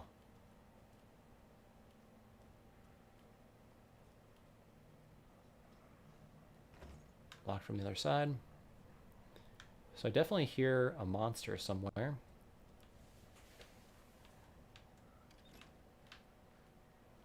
So apparently there's a way to barricade.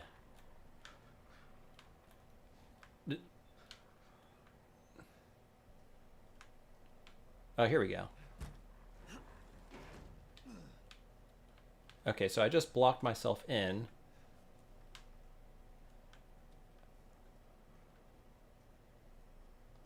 Obviously can't go out this way.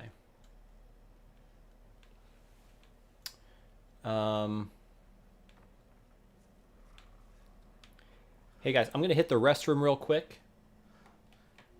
Stay on, and I will be right. I think I have like a be right back. Yeah, all right, guys, I'll be right back.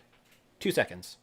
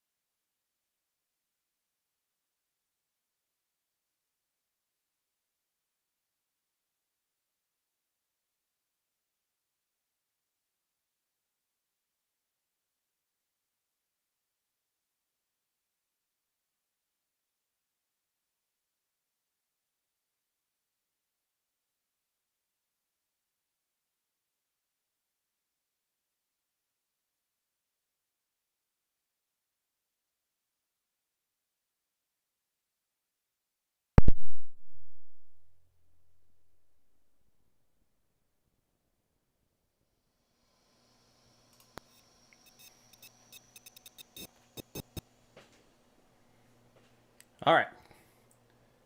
Sorry about that, guys. Just drinking a lot of water.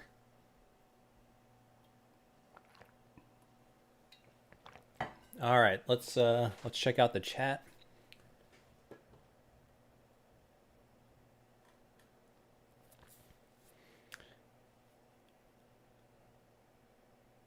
Oh, and then Stuart Burns. So yeah, Code Veronica. Code Veronica X was just the PS2 version of the Code Veronica. I think it had like an extra like features or something, which is why they called it X. I forget though. And then Scruffy Looking RGB says, dude, I would take you out to some awesome places, man. Thank you so much for the plug. Hey, dude, not a problem.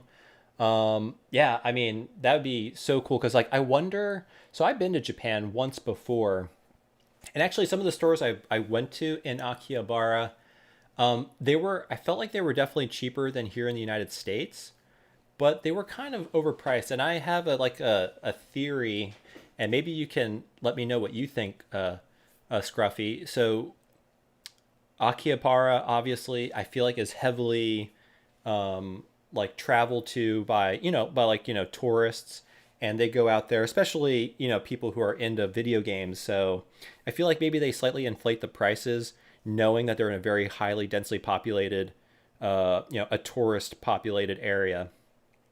I feel like probably the best deals are probably more on the lines of like maybe outside, like out on the outer perimeter of Tokyo, maybe. I don't know.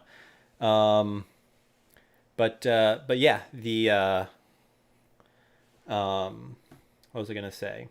Yeah, so Scruffy Looking RGB, if that's kind of if that is what you found, because I know you go all over the place. Are like the better deals further away from like the city, or can you find better deals? Because maybe that's something I would try to do next time I go to Japan. And then let's see here. And so it looks like Stuart's going to add that to his wish list for games. Definitely, that's a good game to do. So, and then Helder says, every so often, Humble Bundle website has sales, and I got a Capcom sale bundle with Code Veronica and Dead Rising. I actually never. I mean, I played Dead Rising a little bit, but I haven't played it fully. So Humble Bundle, I've never heard of that. I'll have to check that out. And then let's see. Stuart says, I'll keep an eye open for it. It's $11.99 at the minute on the UK store. So not too bad. That's actually not too bad. That's pretty good. And then Mad Blaster, lol, almost forgot to mute. Yes, that's true. I almost did forget to mute. I actually just hit the mic off on my receiver. And I live in a small apartment, so you guys would hear everything. TMI. All right, let's see here. Okay, let's see. Stuart says we'll keep an eye on that. Kevin's following Scruffy Looking RGB. And then Kevin Max saying Akihabara is definitely more expensive. You should go to places like Saitama or somewhere like that. Is Saitama outside of Tokyo or is that inside Tokyo? And then Scruffy Looking RGB says, absolutely correct, Tito. Akihabara caters to foreign customers, like you said, so they are overpriced. I knew it. I didn't even bother looking anywhere outside Akihabara. Darn it. I bought a couple things there when I went. Outside of Tokyo has way better deals for sure. So actually, Scruffy, question, like for rare consoles, like the X68000, the Sharp, like how much would something like that cost? Like when I look at Japanese auctions, they're still expensive. And then Adam Embertson, every PC gamer should sub to. I just lost it. The chat moved up too fast. Should sub to Humble for sure. Oh, is that is it a channel? And then Heller says, Man, those games are so much fun. Dead Rising. Is that the one where you take the pictures and you're like in the mall with like the hordes and hordes of zombies? I think that's what it is, right? And then Thresh, by the way, is there a place one could go to Japan to buy retro electronics? That's a good question. I feel like scruffy looking. So I think, I mean, scruffy looking RGB, I believe, lives in Japan. So he's the perfect person to ask. So yeah, so Thresh is asking, is there a place one could go in Japan to buy retro electronics? I'm guessing other than video games. I'd like to know that too. And then Dave Davidson, Humble Bundle is legit, unlike CD keys and other suspect sites. It's for CD keys. It's not for the actual. I gotcha. Okay, for PC games. Got it. And then Scruffy Looking RGB says Saitama, which I'm probably not pronouncing correctly. Prefecture is in north of Tokyo. Got it. And Stuart Byrne says CD keys always seem a bit shady. I've only ever bought PS Plus if it's cheap. PlayStation Plus. Oh, hey, Mad Blaster 6 says JP4U is my go-to. So yeah, they were definitely for the longest time my go-to on eBay. JP4U, the JP4U store on eBay. And you can get good deals. I've noticed they have started to get a little more expensive, and I started looking at those like proxy server websites like Sendico, primarily Sendico. But also there are, but there's like Buyee is another website. But there's a bunch of of those proxy services. And, this is probably where I got to go.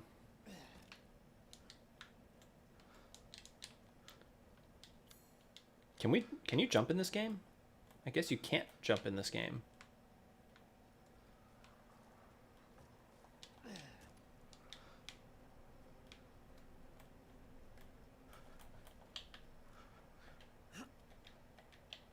Okay, just wasted a bullet. Jeez. I feel like I gotta jump to that. But...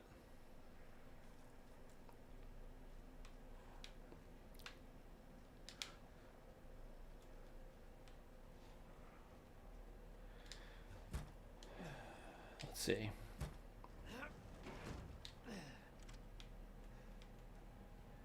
Oh, there we go. Okay. Like, should I shoot these guys or should I not? I'm going to not. I feel like they're not going to come down here. Because I only have 5 bullets. Is there a way to...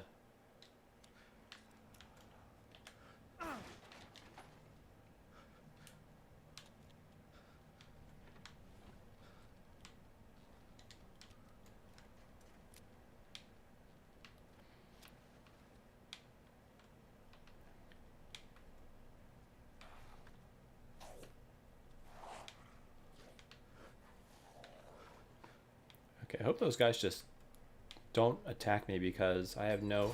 Here's a shotgun.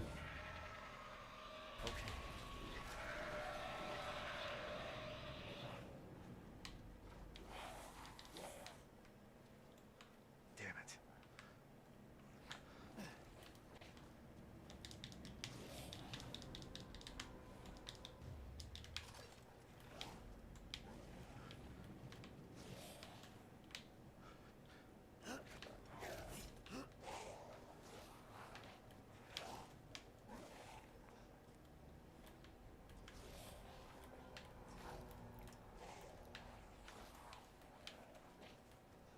I'm making a run for it, guys.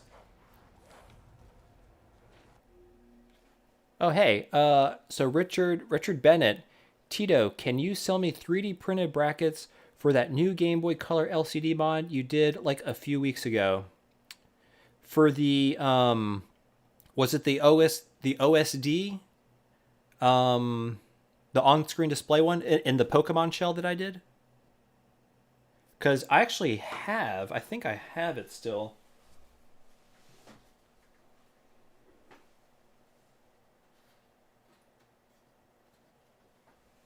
Is it this? I don't know if I'm showing that correctly.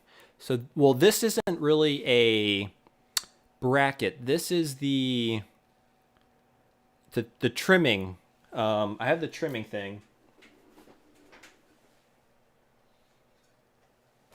And I think I have one bracket. I don't know if this, I forget what it is. But which one? Yeah, I mean, I don't mind doing this. There's probably going to be a point where, I mean, my only concern is if I start doing it for one person, I got to do it for everybody. But yeah, I don't mind sending it. I'm not using it, so is it so it's this one. Oh. Okay. Yeah, I mean, if you email me, I'll just send it right over.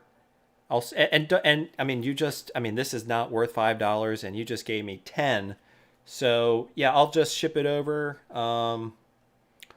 I have my email in the, if you go to my about tab on YouTube, on my YouTube channel, you'll see my email there.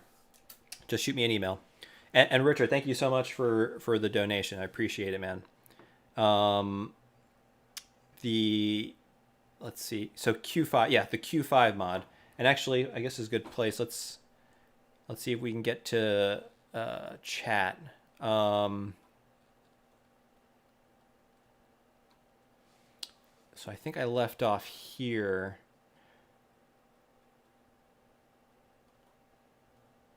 Helder says, yes, it is. There are 5 of them, and they are all great. I forgot what that's in reference to.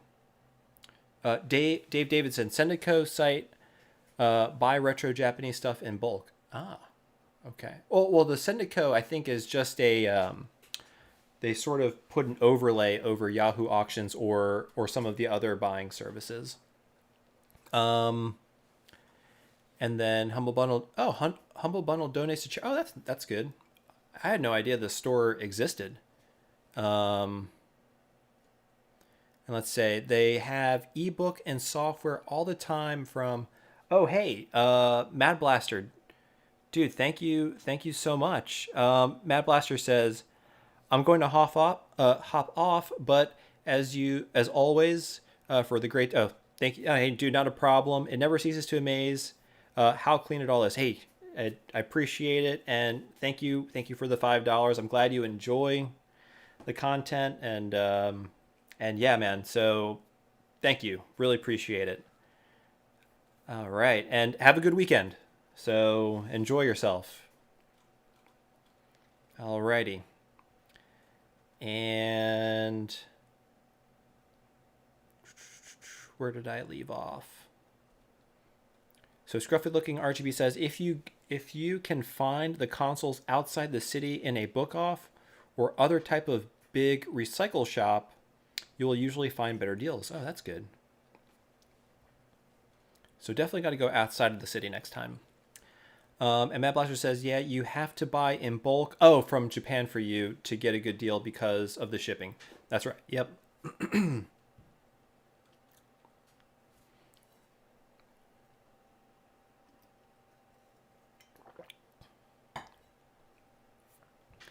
And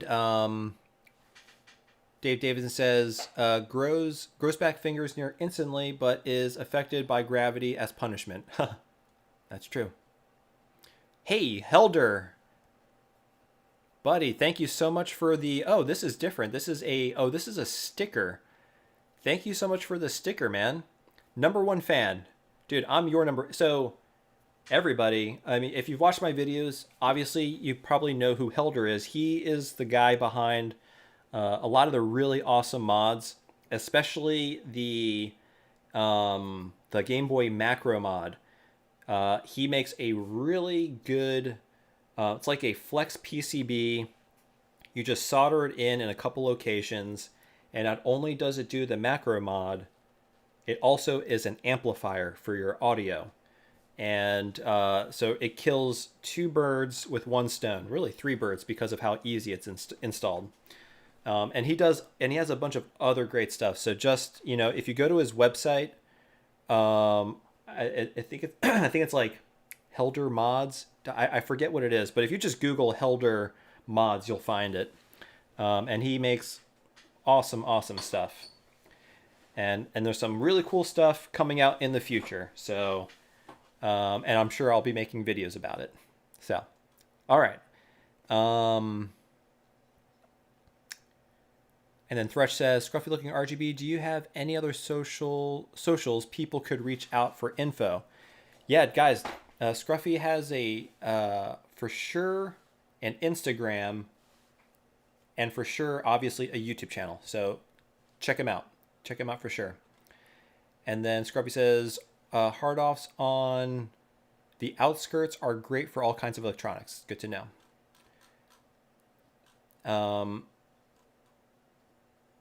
Let's see here. Yep. Oh, okay. So Scruffy Looking RGB is on Instagram and Twitter and YouTube. And then Richard Bennett is saying, yeah, Syndico is Yahoo Auctions. Yep. And yep, and Mad Blaster left. So, all right. And then Richard Bennett emailed me. Okay, so I'll definitely check that out. I'll probably get to it. I'm actually not going to be here this weekend, but I'll probably get to it early next week. And I was super impressed by the PlayStation mod you did recently. It was awesome to watch. Hey, thanks, man. That was... I think I got a lot of good practice with the Dreamcast, the DC digital. And that was challenging, but I actually had to do it a couple times because it worked for the first time. And then it stopped working. But it actually, in retrospect, it was probably working fine all along. My GDMU, I think, just detached and turned the Dreamcast off. It became dislodged on the connector. But I did it, so I had to remove that flex ribbon cable, install another one, and it still didn't work. Now at that point, I don't know if it was still the GDMU, but I actually sent my DC Digital PCB to Dan at Black Dog Technology, and I asked him, hey, something's not working. I'm not sure if something's maybe wrong with my DC Digital board. And he checked it, and it was good. And he actually sent me a free new flex cable, so I installed it a third time, and of course, it worked. So yeah, I basically installed the DC Digital, I want to say 3 times, which kind of gave me good practice. And of course, on the third time, it worked, and it works perfectly right now. And that gave me good practice for the PS1 digital. And now, with the N64 digital on its way, as soon as I get that, I'll be making a video of it. And I'm actually really excited about that because, based on what I've heard for the ultimate HDMI kit for the Nintendo 64, the Nintendo 64 does a weird blending thing. It makes the graphics look kind of fuzzy because I think, when it was... the composite signal going to like a CRT, it just made it look better. And I think one of the features on the N64 digital is it sort of kind of gets rid of that fuzziness and just makes things look really, really sharp. So I'm really excited for that. The guys, so Dan and his team, they do really, really amazing stuff. So I'm actually really, really excited for when that comes out. Cool. And then Richard says he is waiting on a Boxy Pixel 3DS shell mod. That would be really cool. I know he's working. So Nick at Boxy Pixel, he's working on some other projects. I think he recently just announced a Pocket. Was it a Game Boy Pocket shell? That'll be really cool. I'm actually really excited about that. And then Stuart says, the PlayStation mod scared me. I am nowhere near that level of skill to pull that off. Hey man, it just, it takes practice and like just a willingness to accept that, hey, maybe it won't work. And that's kind of what I went into with the Dreamcast. I'm like, hey, if this works, great. If it doesn't, well, I won't be making a video. But you just kind of, toss yourself off on the deep end. Definitely try to practice with other mods first, and you'll eventually get there. I would say a year and a half, 2 years ago, I'm nowhere near where I am today in terms of my soldering. It's all practice. Yep. And scruffy looking RGB. Yep. Oh, and Adam Smith says, "Hola, how's it going, Adam? Good to see you. I like your name." And then Richard Bennett says, "I wouldn't do the digital mod, but I would do the HDMI mod for the PS1. I would want to play discs." Oh, okay. So you wouldn't do the X Station, but you would do the HDMI mod. I agree. I was thinking about that. And I know the SIO, the PSIO, is another way to sort of play, like another optical drive emulator. But I don't know. I kind of liked having a standalone PlayStation that just has everything, you know.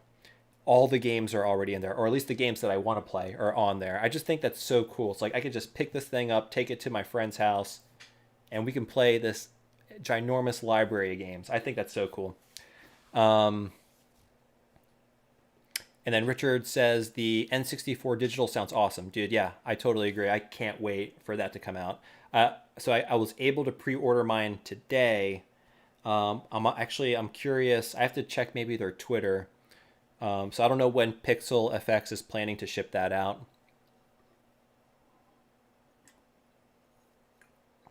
Hopefully it's soon. And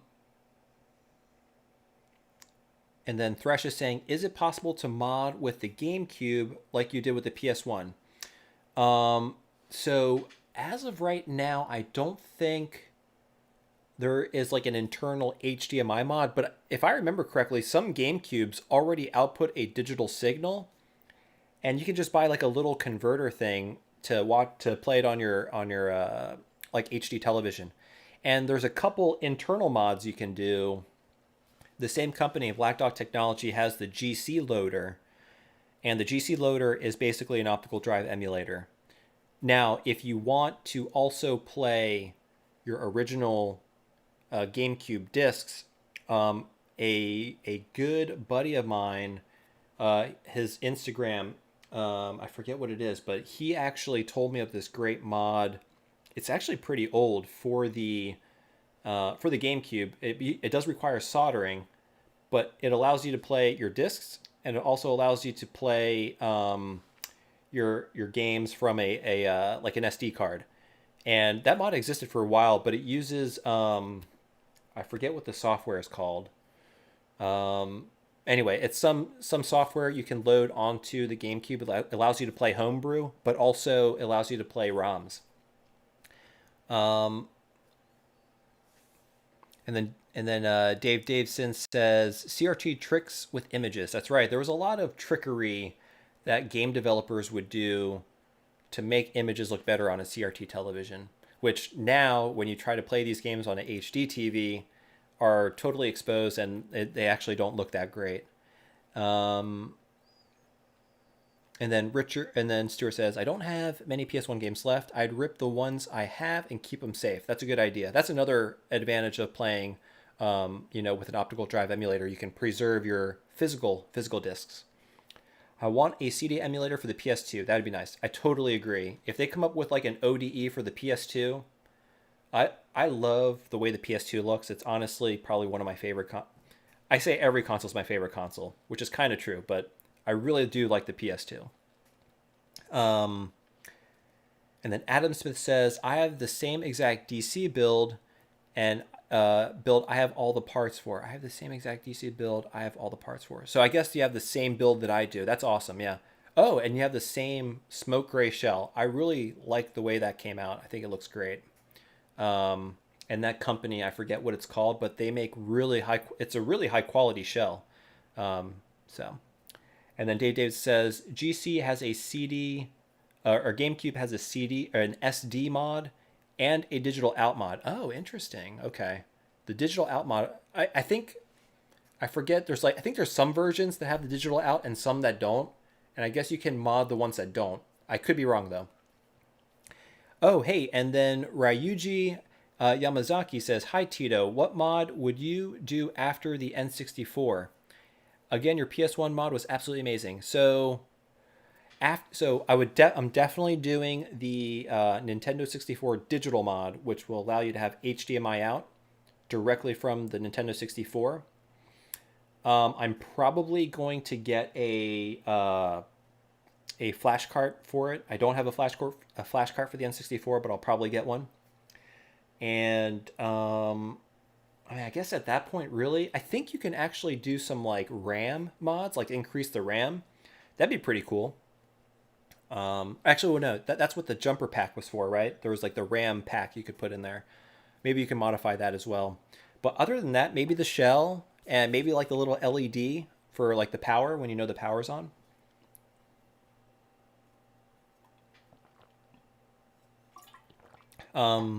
Yeah, I think for the N64, I mean, I'm not sure what other mods there would be for that. Oh, you can also mod the cart slot so that it can accept both US and Japanese games. So, and Dave Davidson says, would you consider a second channel of things that didn't work out? So that would be funny. Yeah, I mean, so thankfully, knock on wood, everything worked out so far. I only had 2 hiccups. One was one of my very old videos where I add an LED indicator light to the... I did a USB mini mod to a Game Boy Color. And when I did that, and then I tried to add a LED indicator light, I burned a diode. A diode on the motherboard burned for some reason. I don't know what happened, but thankfully I was able to order like almost that precise diode, desolder the old one, solder in the new one, and it worked. Yeah, it was really odd. I don't know why it burned because I put the new one in and it worked fine. I think maybe it was just age. It just failed. But it is a power mod, and I was using a... I'm wondering if I flipped the polarity on the battery. I don't know what happened, but it burned a diode. But thankfully that worked. Would I open a second channel? Probably not. If I mess up on something, I'd probably just show it on my main channel, and be like, I messed up, and it'd be a good video on what not to do. So hopefully you guys don't mess up. And then Richard Bennett says, having all the games for PS1 digitally is still good, as you wouldn't have to shell out all the money for the expensive JRPGs that are on the PS1. I totally agree. Like the state of the retro gaming, like secondary market for these old used games has just ballooned so much that it's almost not become like affordable to collect. And you know, that's kind of unfortunate. And really, like, the only way you can enjoy it is either you can maybe, if there's a digital version for like a newer console, but not all games get that, or this, you know, getting the ROMs. You know, it's just unfair to think everybody can actually buy the physical game. All right. Let's play a little bit more, and I'll come back to chat in a few minutes. Actually, it's 9 o'clock, guys. We've been streaming for 3 hours, so I might have to... Well, we'll give it a couple more minutes. Maybe like 9:30. Let's do 9:30. But definitely... Oh, God. Oh. Oh. Okay. There's no end to them. Let's see if we can just run away.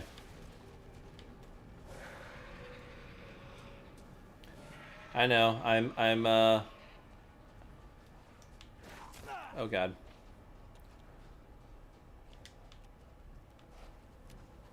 Was I here already?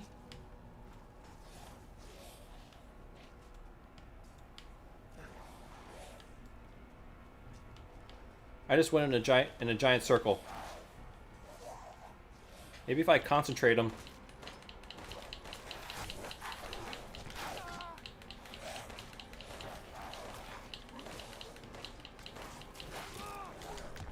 Okay, that's not good.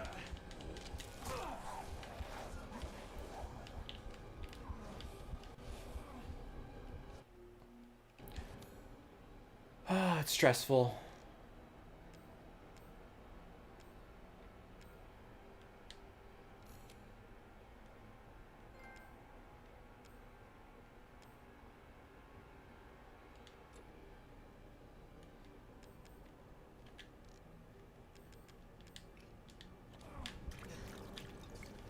Can I get out of here? Dude, I'm like completely surrounded here.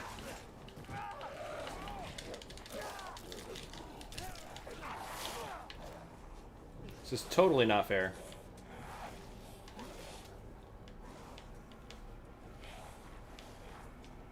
How do I get out of here? You're kidding me.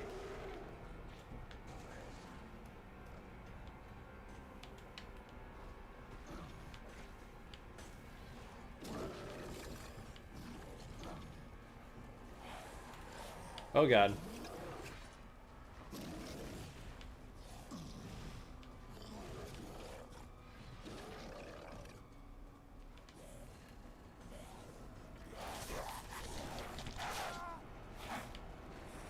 Like, am I supposed to lose? I feel like I'm supposed to lose.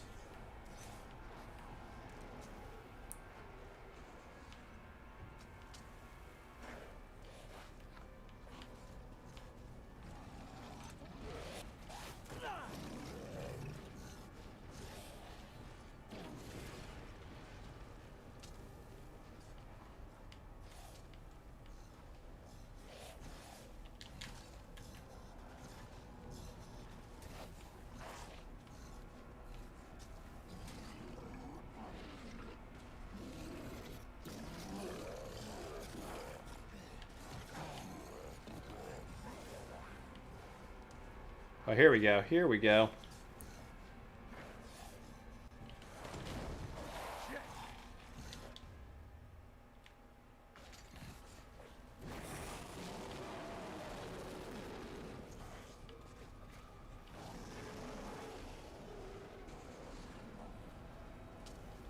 Okay, so this is what I mean by very stressful and very different from the original Resident Evils. It's all this running around, not really sure where I'm supposed to go, what I'm supposed to do. So yeah, let's go back to chat for a little bit. All right, let's see here. Oh, so Heldra said, sold out all... Oops. Oh, I lost it. I lost it.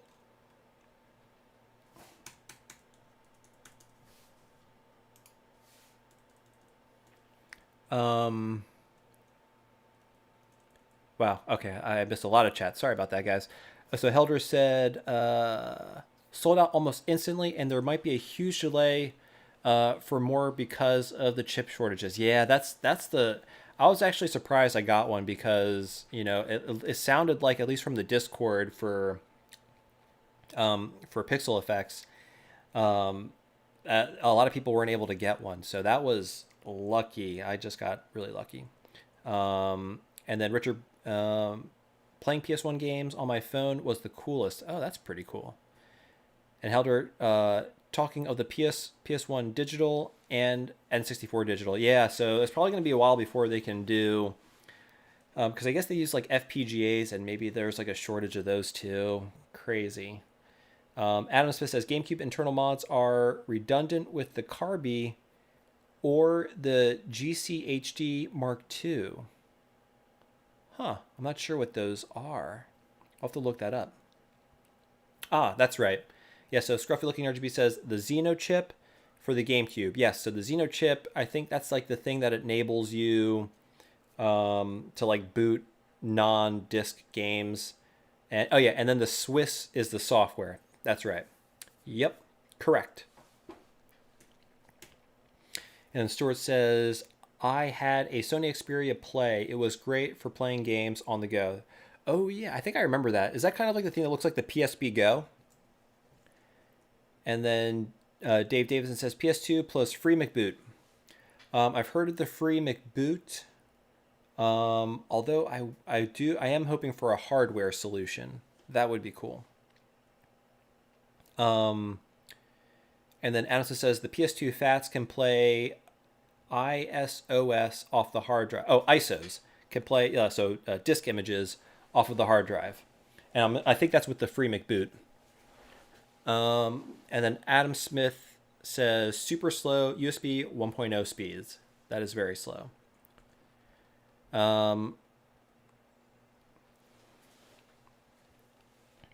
And then Dave Davidson saying the DVD, I guess I'm assuming on the PS2 was not an exceptional device. So I'm assuming it was a slow DVD player.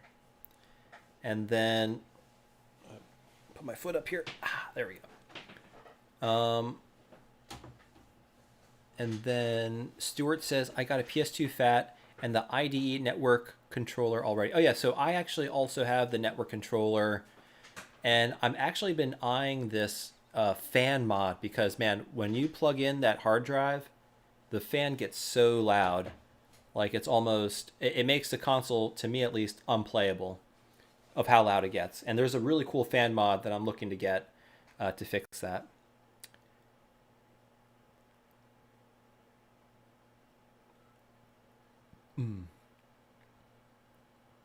Oh, that's right. That network adapter supports SATA because that was meant for games like Final Fantasy 11, I believe, which was the online one. And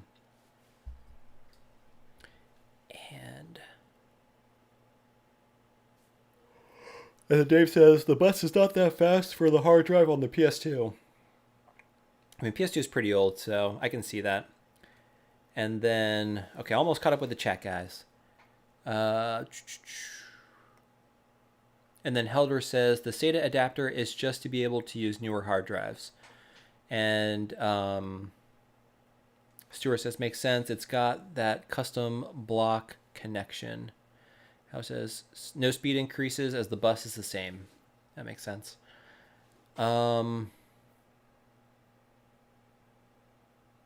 Yeah, that was. So Stuart saying, was that a troll? Yeah, that was definitely a large troll. And obviously I'm not supposed to fight it, I think, because I have like no ammo. So I'm just like running around trying to figure out. This is exactly what happened to me in the other game. I just kept running around until I figured out what I needed to do. And it was very, very stressful. And then Ryuji is asking, is there also a PS2 digital mod with a hard drive SSD? No. So at the moment, not yet. But I think that's a project that they're going to be working on. Maybe after the Nintendo 64. Fingers crossed. And then he asked, would you do that? I would absolutely do that. 100%. And then, yeah, Helder said there isn't currently. Yep. And then Kevin Max says, gotta go, man. Awesome stream today. Have a good weekend. Kevin, you have a good weekend as well. And then Ryuji has a sad face because I'm assuming there's no PS2 digital mod. And then Stuart Burns says the Xperia Play was a very slow and very low capacity PSP Go. Okay, without the ability to play PSP games. And it only had about a 300 megabyte of internal storage.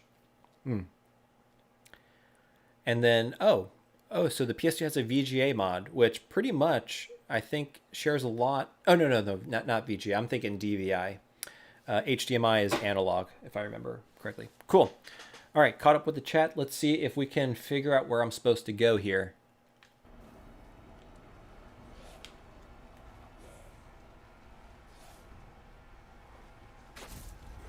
Oh.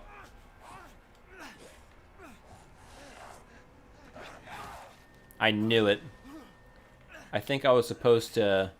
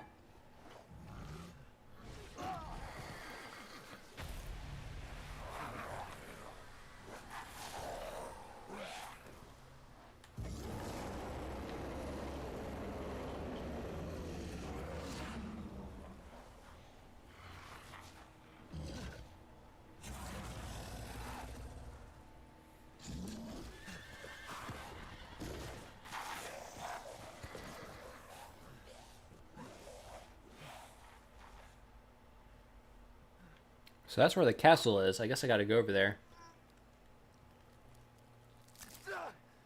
You're probably not supposed to do that. I think you're supposed to, like...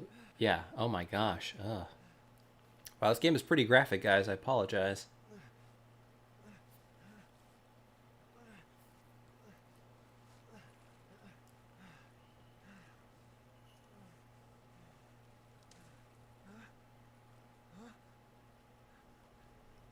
Wait, wait.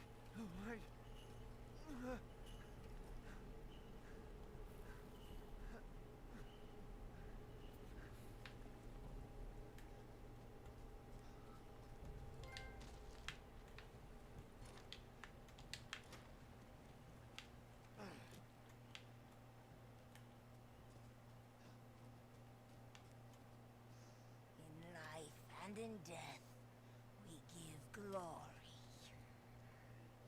Hello? You shouldn't be out here. It's not safe. What the hell? Hey, can you hear me?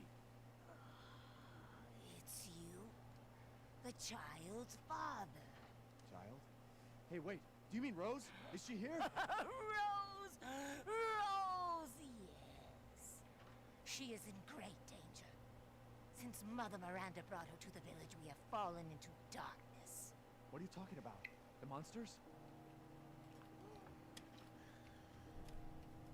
The castle bell heralds danger. They're coming! No. Wait. Where's Rose? Who's Mother Miranda? The bell tolls for us all. They're coming again! Rose is here?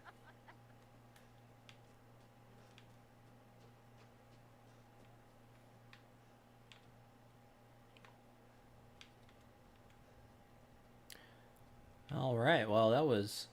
Oh, here's some... Oh, no, I thought these were green herbs. But yeah, actually, let me pause this. We'll go to chat. I think I'm only going to be here for like 15 more minutes, like 9:30. So I'll just, stay on the chat until then and, see what's going on here.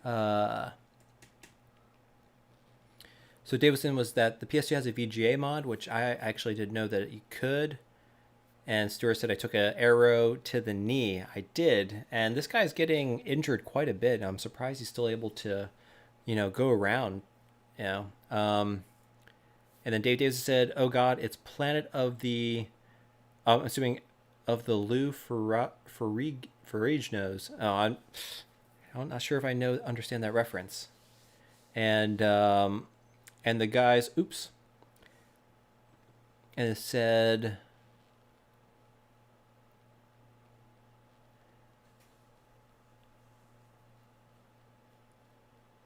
Oh, hold on. Hey, scruffy looking RGB, 1,000 yen. Awesome, dude. Thank you so much. And Scruffy wrote, hey Tito, thanks for the plugs, man. Much appreciated. It's hard to find the time myself to do mods and hunting vids, so I vicariously live out my modding fantasy through your channel. Hey, man, I appreciate it. You do cool stuff. I'm jealous that you're in Japan. Very, very cool. And yeah, dude, keep up the good work. And have a good weekend.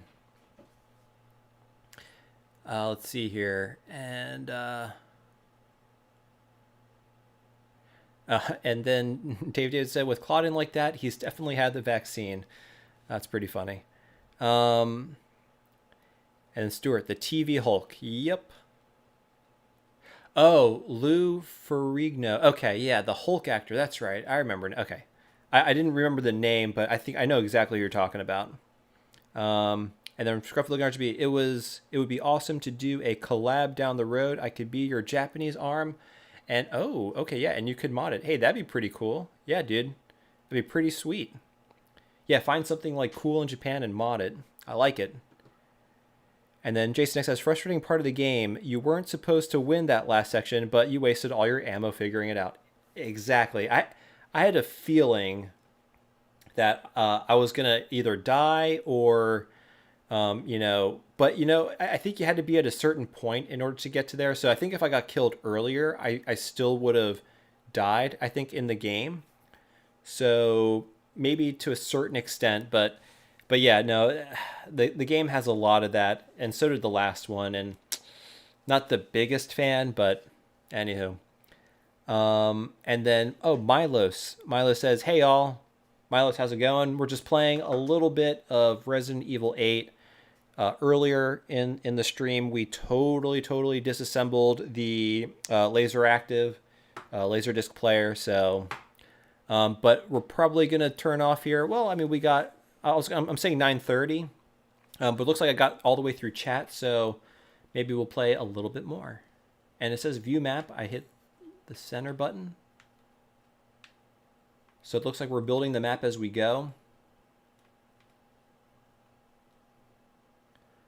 I'm assuming we're going to have to come back down here because there were some areas that were locked. So, but cool.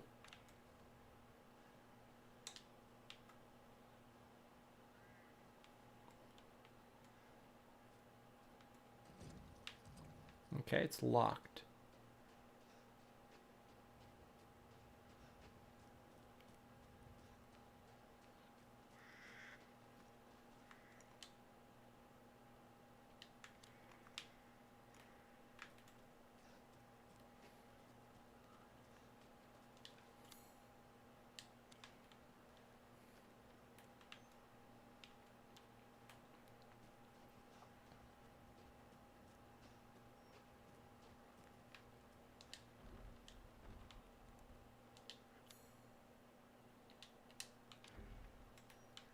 Hmm.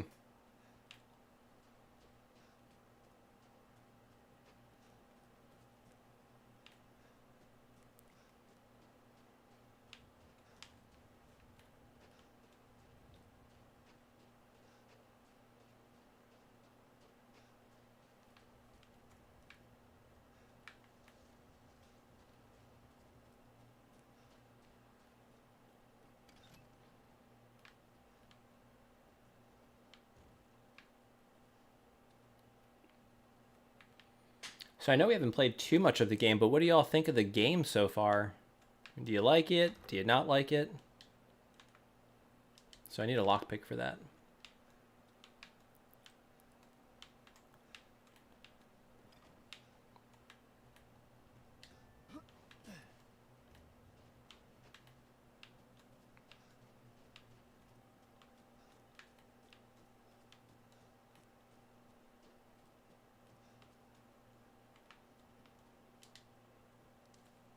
Oh.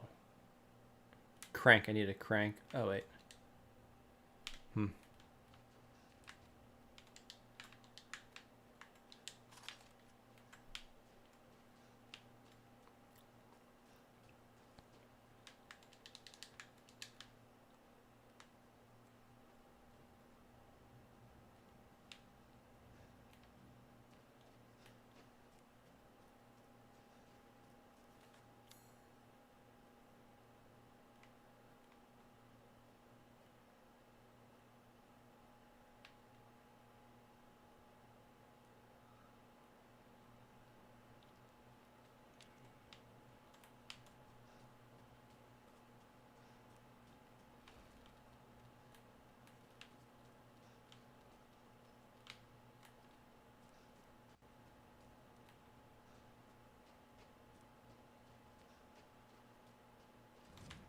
Looks like everything is locked. Not really quite sure where to go.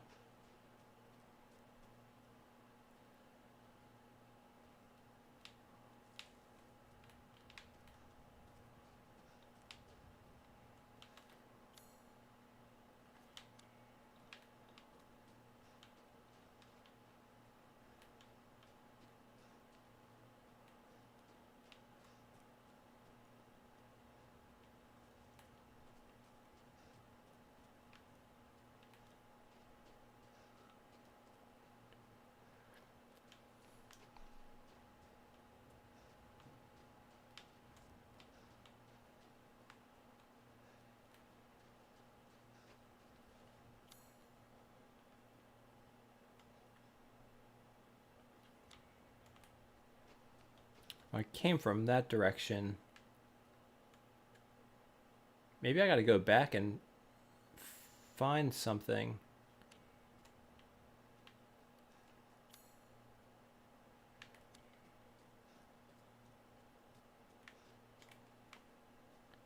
Nope.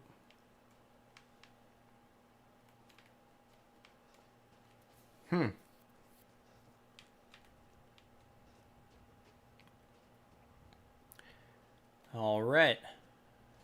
Oh, actually, I can't go back that way. Okay. Where haven't I gone yet?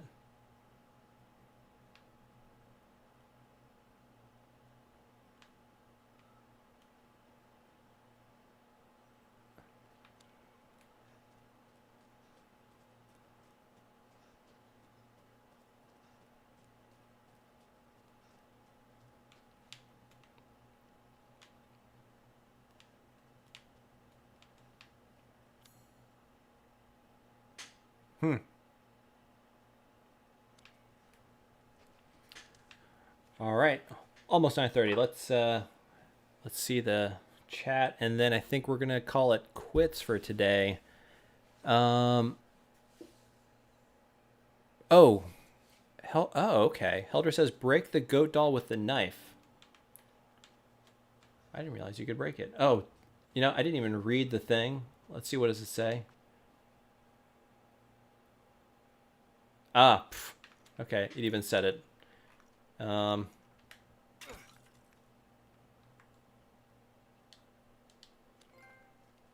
Oh, that didn't do anything. I got a trophy though. Oh, collectible. Okay, yeah. Okay, it's a collectible. Yep. And then Ryuji says, I like Resident Evil more like the third person mode. Same here. Totally agree. I like the third person also. And then Dave Davis said, I'm tempted to get this one, except the field of view is not to my liking. I bet you the field of view for the PS5 version might be a little bit better.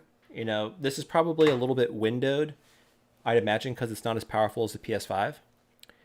And Stu Byrne, I've noticed that there isn't that little sparkle that the older game had to draw your attention. Yep, that's true. Yeah, the little sparkle, that was always a dead giveaway for an item. I might pick this up and play it. Yeah. I'm definitely going to play it. I think I'll enjoy it. But let's see here. I played the demo for RE7 in VR. That wasn't fun. 100%. I would never play a game like this in VR. It would just be like way, it'd be too much. Already playing this game as is exhausting. And then Dave Davidson says, VR is still too far away for me technologically. It's infantile, really. And then he wants a holodeck. Oh, wow, that'd be kind of like a Star Trek. That'd be pretty sweet. Eric Morales, hey man, thanks for the stream tonight. It was very entertaining.